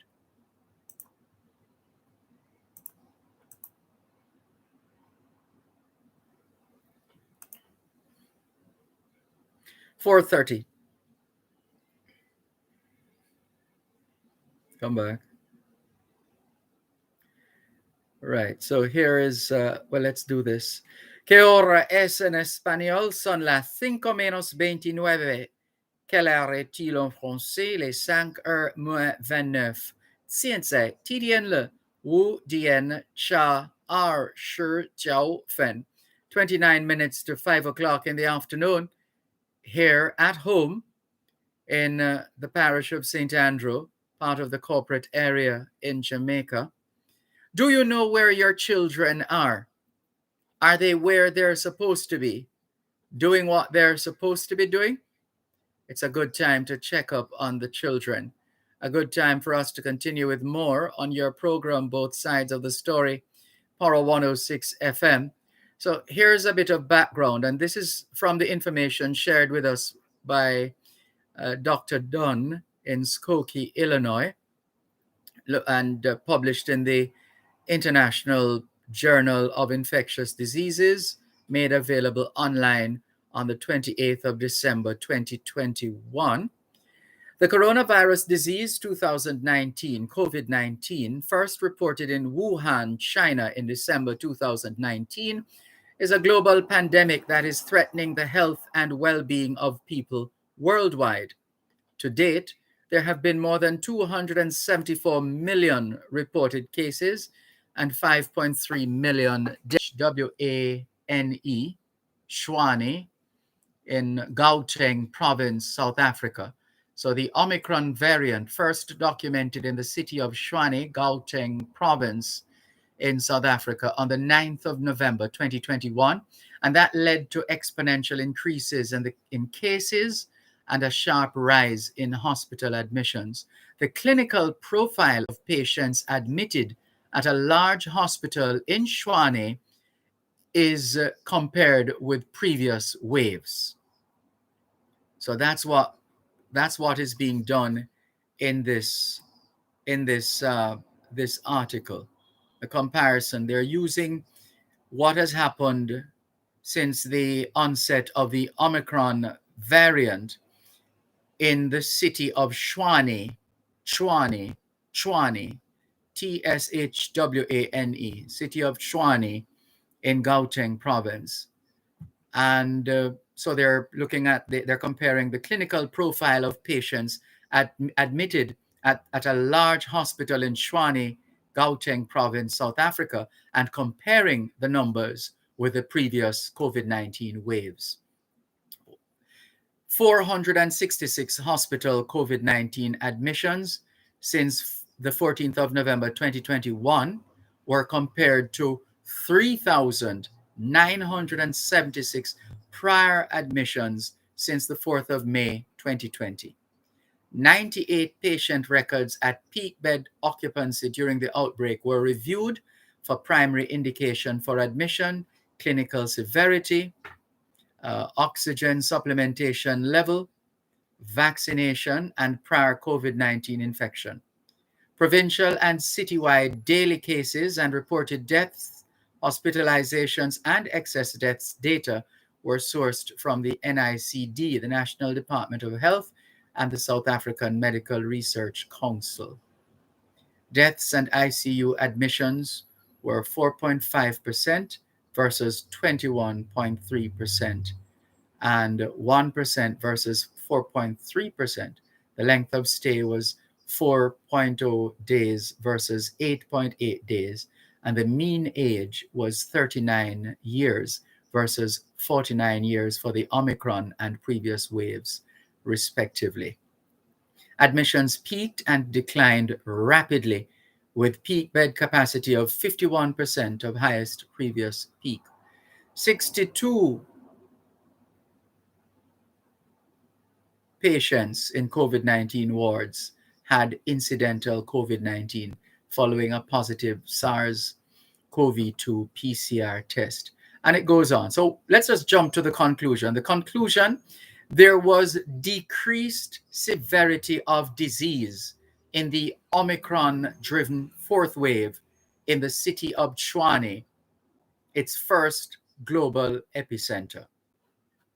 So there was decreased severity. In other words, the disease did not behave as badly, the variant, as badly as the previous ones.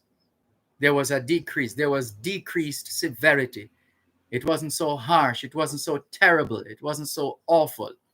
There was decreased severity of disease in the Omicron-driven fourth wave in the city of Tshwane, its first global epicenter. And you could check, let's tell you where you can check to read this on your own. You could Google International Journal of Infectious Diseases. This is the December 28 edition. International Journal of Infectious Diseases, December 28, 2021. And you can read in your own time. And there's a lot more information than I just shared. It's just that I don't want you to suffer from information overload. And so please feel free to Google International Journal of Infectious. In fact, Dr. Dunn from Skokie, Illinois, who shared the document, did share it as well on our Facebook page, where we're streaming live on the Dervan Malcolm Facebook page. So just scroll down, look, you'll see Des Dunn, D-E-Z, one word, D-U-N-N, another, Des Dunn. Look for Des Dunn, and you'll see sciencedirect.com, that link. Click on that link, and you can read more on your own. And right, so Dr. Dunn did do a summary of the findings, which we read earlier on. Just before, let's clear some more messages. Albert in Coconut Creek, Florida says, Dervan, let me extend my sincere condolences to the family of James Moss Solomon. May his soul rest in peace. I had the pleasure of speaking to him some years ago. He was on your program, and I asked you to connect us. You gave him my number, and he called some days later. He did give me some advice, which I'll never forget. R.I.P., Sir Jimmy. Yes, we join you in conveying condolences to the family, friends, colleagues of the late James Jimmy Moss Solomon. And also, Beverly in Toronto, Canada says, I did not experience one cold day in Jamaica, because she just left Jamaica she was in Manchester. She has a house in Manchester here in Jamaica. and she just went back to Canada. So she says she did not experience one cold day in Jamaica, even in the night, compared to what she says she went back to snow and getting sick. Oh, we hope you don't get sick or too sick, Beverly in Toronto, Canada. Hope you bottled up enough sunshine from Jamaica. And who is this now? Uh, oh dear, someone has sent us an epistle, and that's not an exaggeration. Don't know when we would be able to fit this in.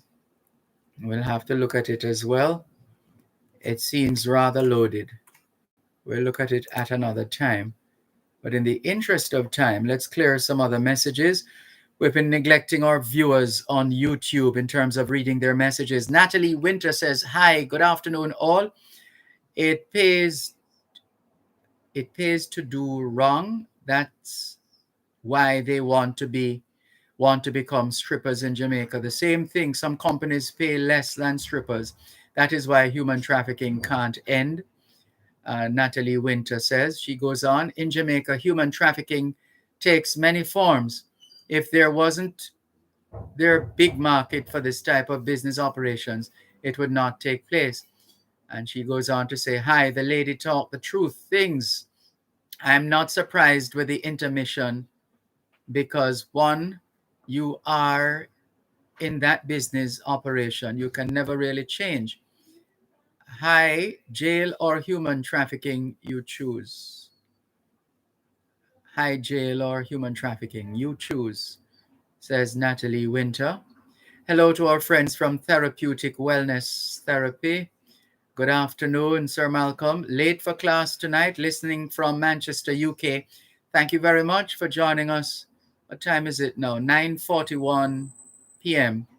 in Manchester in the UK. Rosie C says, "I reunited with some schoolmates I had not seen since 1978, and we had a wonderful time. We had a grand time. It was wonderful reuniting with after so many years." Thank you for sharing those messages with us. I think we can go to YouTube now, shall we? To quickly, not YouTube, that was YouTube a while ago. And we thank Sandra Gibson for sharing the information she has.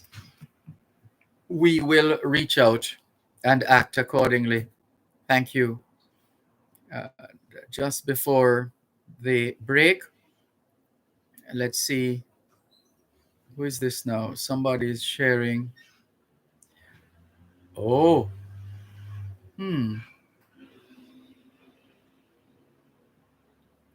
Well, confidential information. What did I do to deserve this confidential information?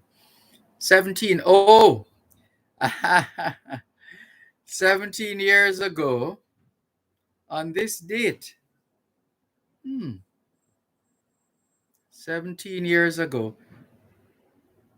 I'm not sure if I should say happy birthday or happy something else. Let me see.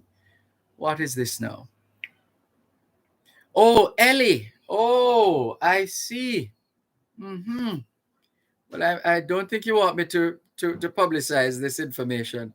So I should be saying happy birthday to Ellie. Well, I should have Ellie's details in my on my device here. Did I miss it?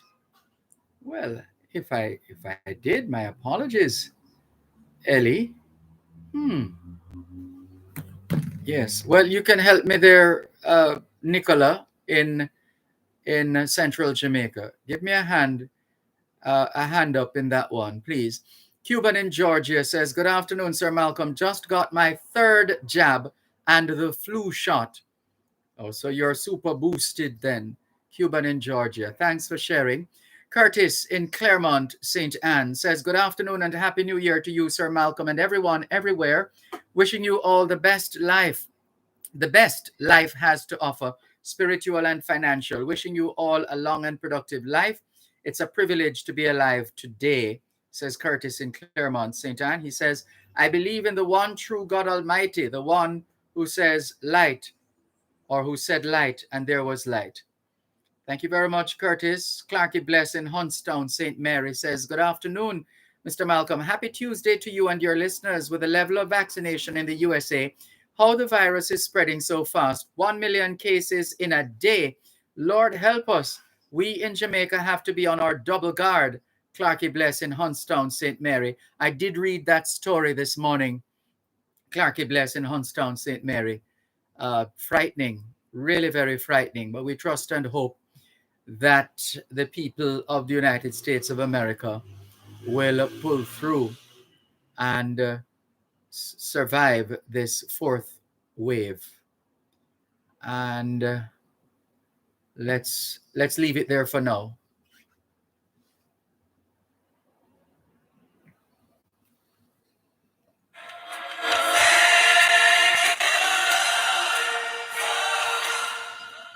You're listening to Power 106 FM. The time is now 4:45.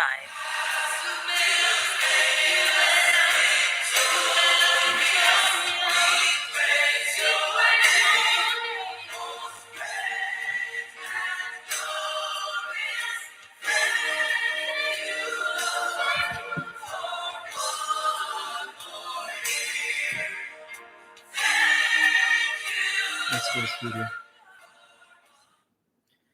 ¿Qué hora es en español? Son las 5 menos 14. Quelle heure est-il en français? Les 5 heures moins 14. 现在几点了？5点差14分.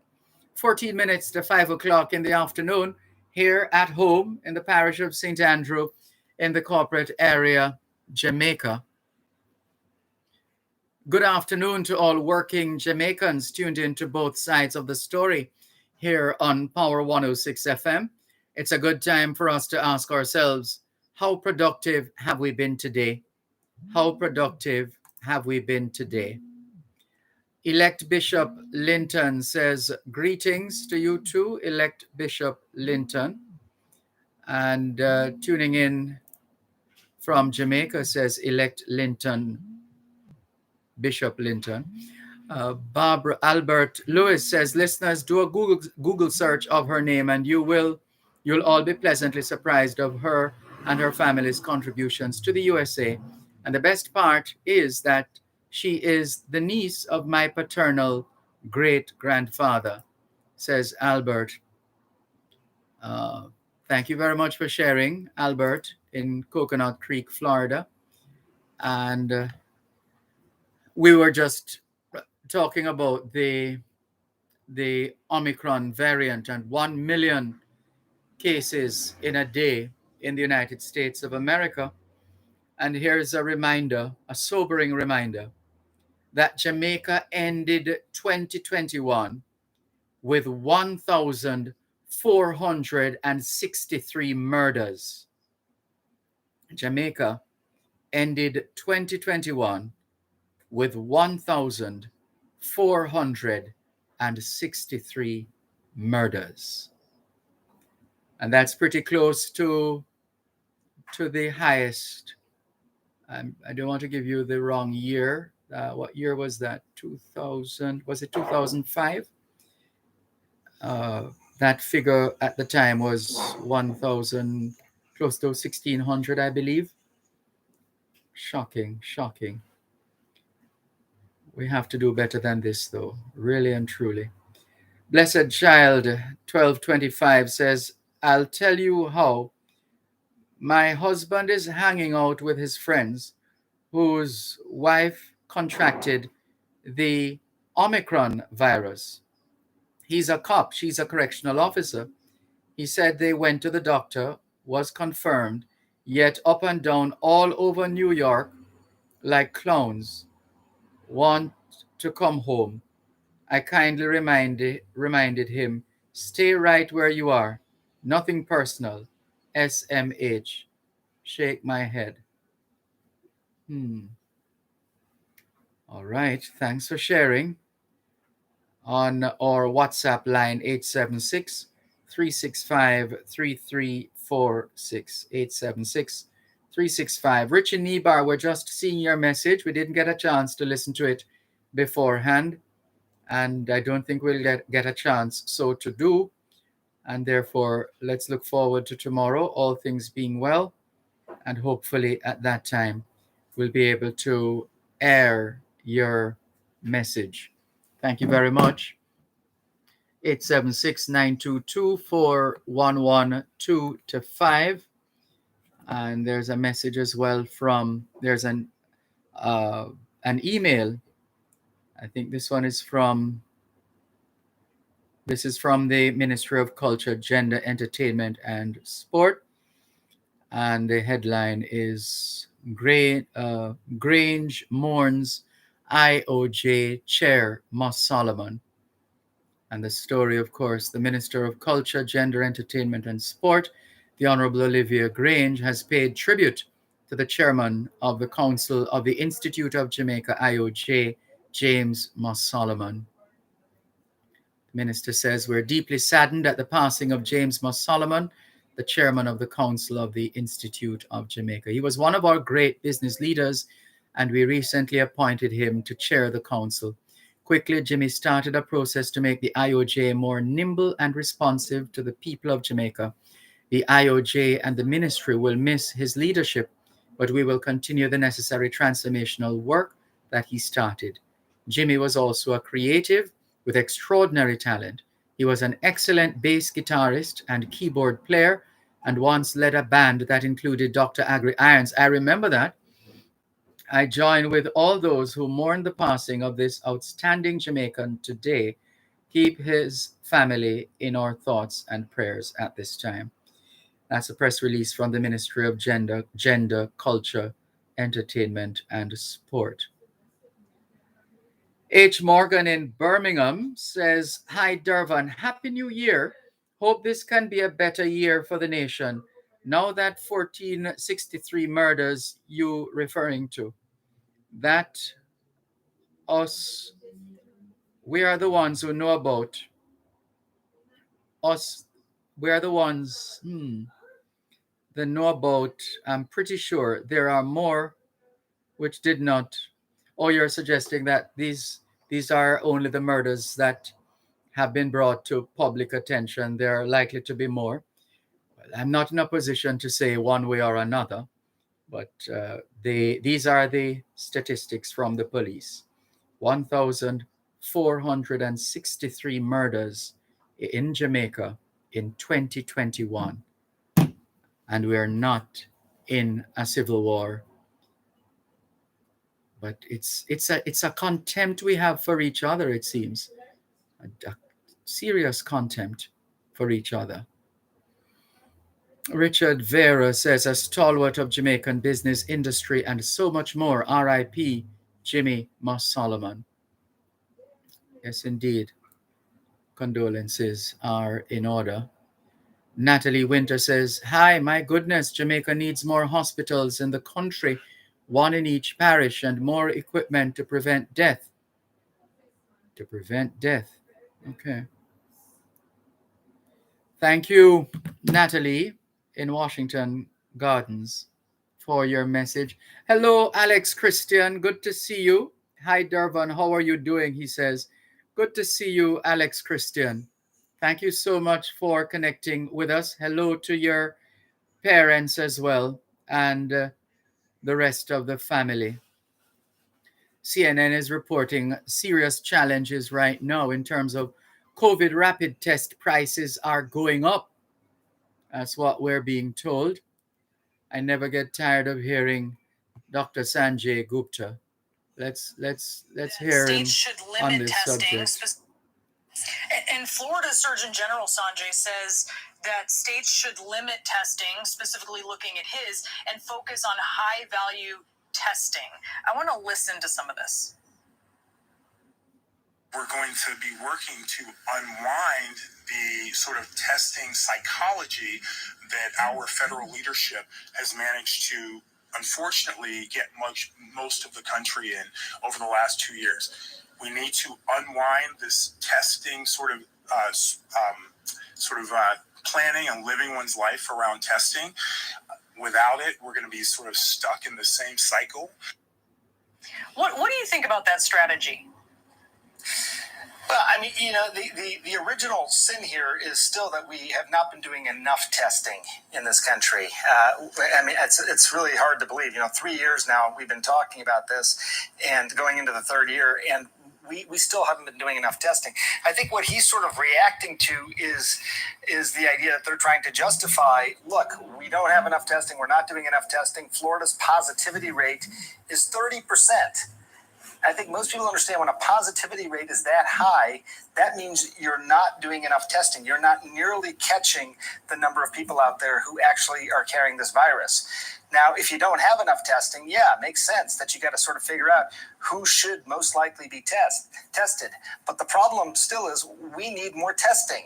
I mean, when people talk about the idea that we should be doing 30 million tests a day in this country, that was something that we were talking about, last year, summer of last year. And we're still about 1 million tests a day as opposed to 30 million tests a day. So the problem still is that we don't have enough tests out there, period. Not that we should start to roll back tests. And again, Florida specifically, positivity rate is 30%.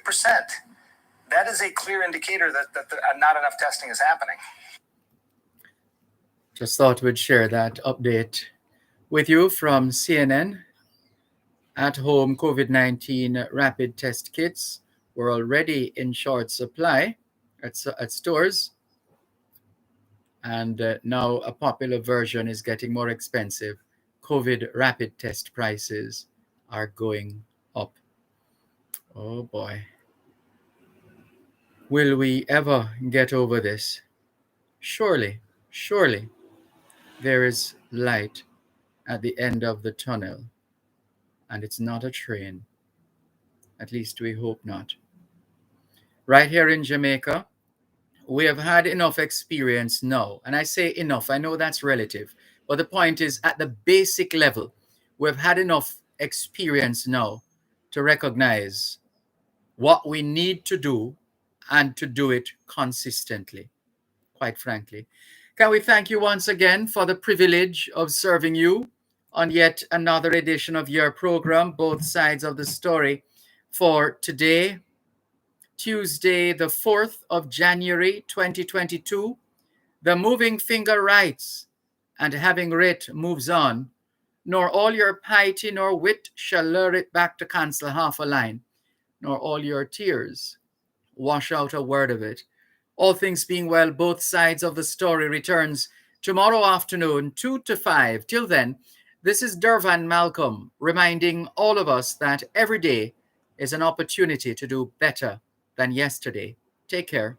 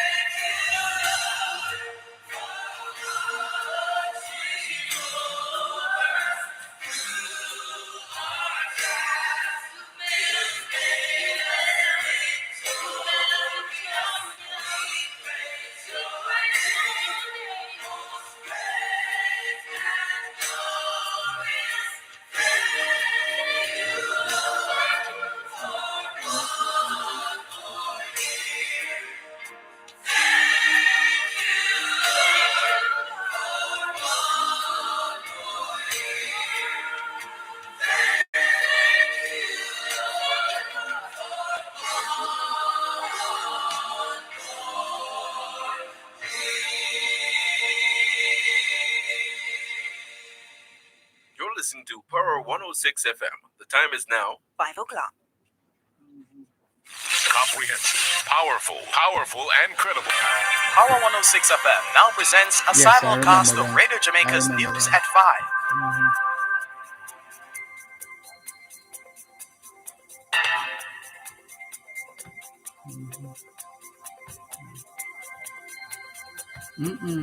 That's bad.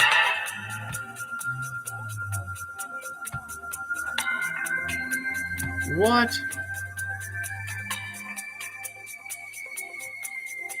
That's frightening.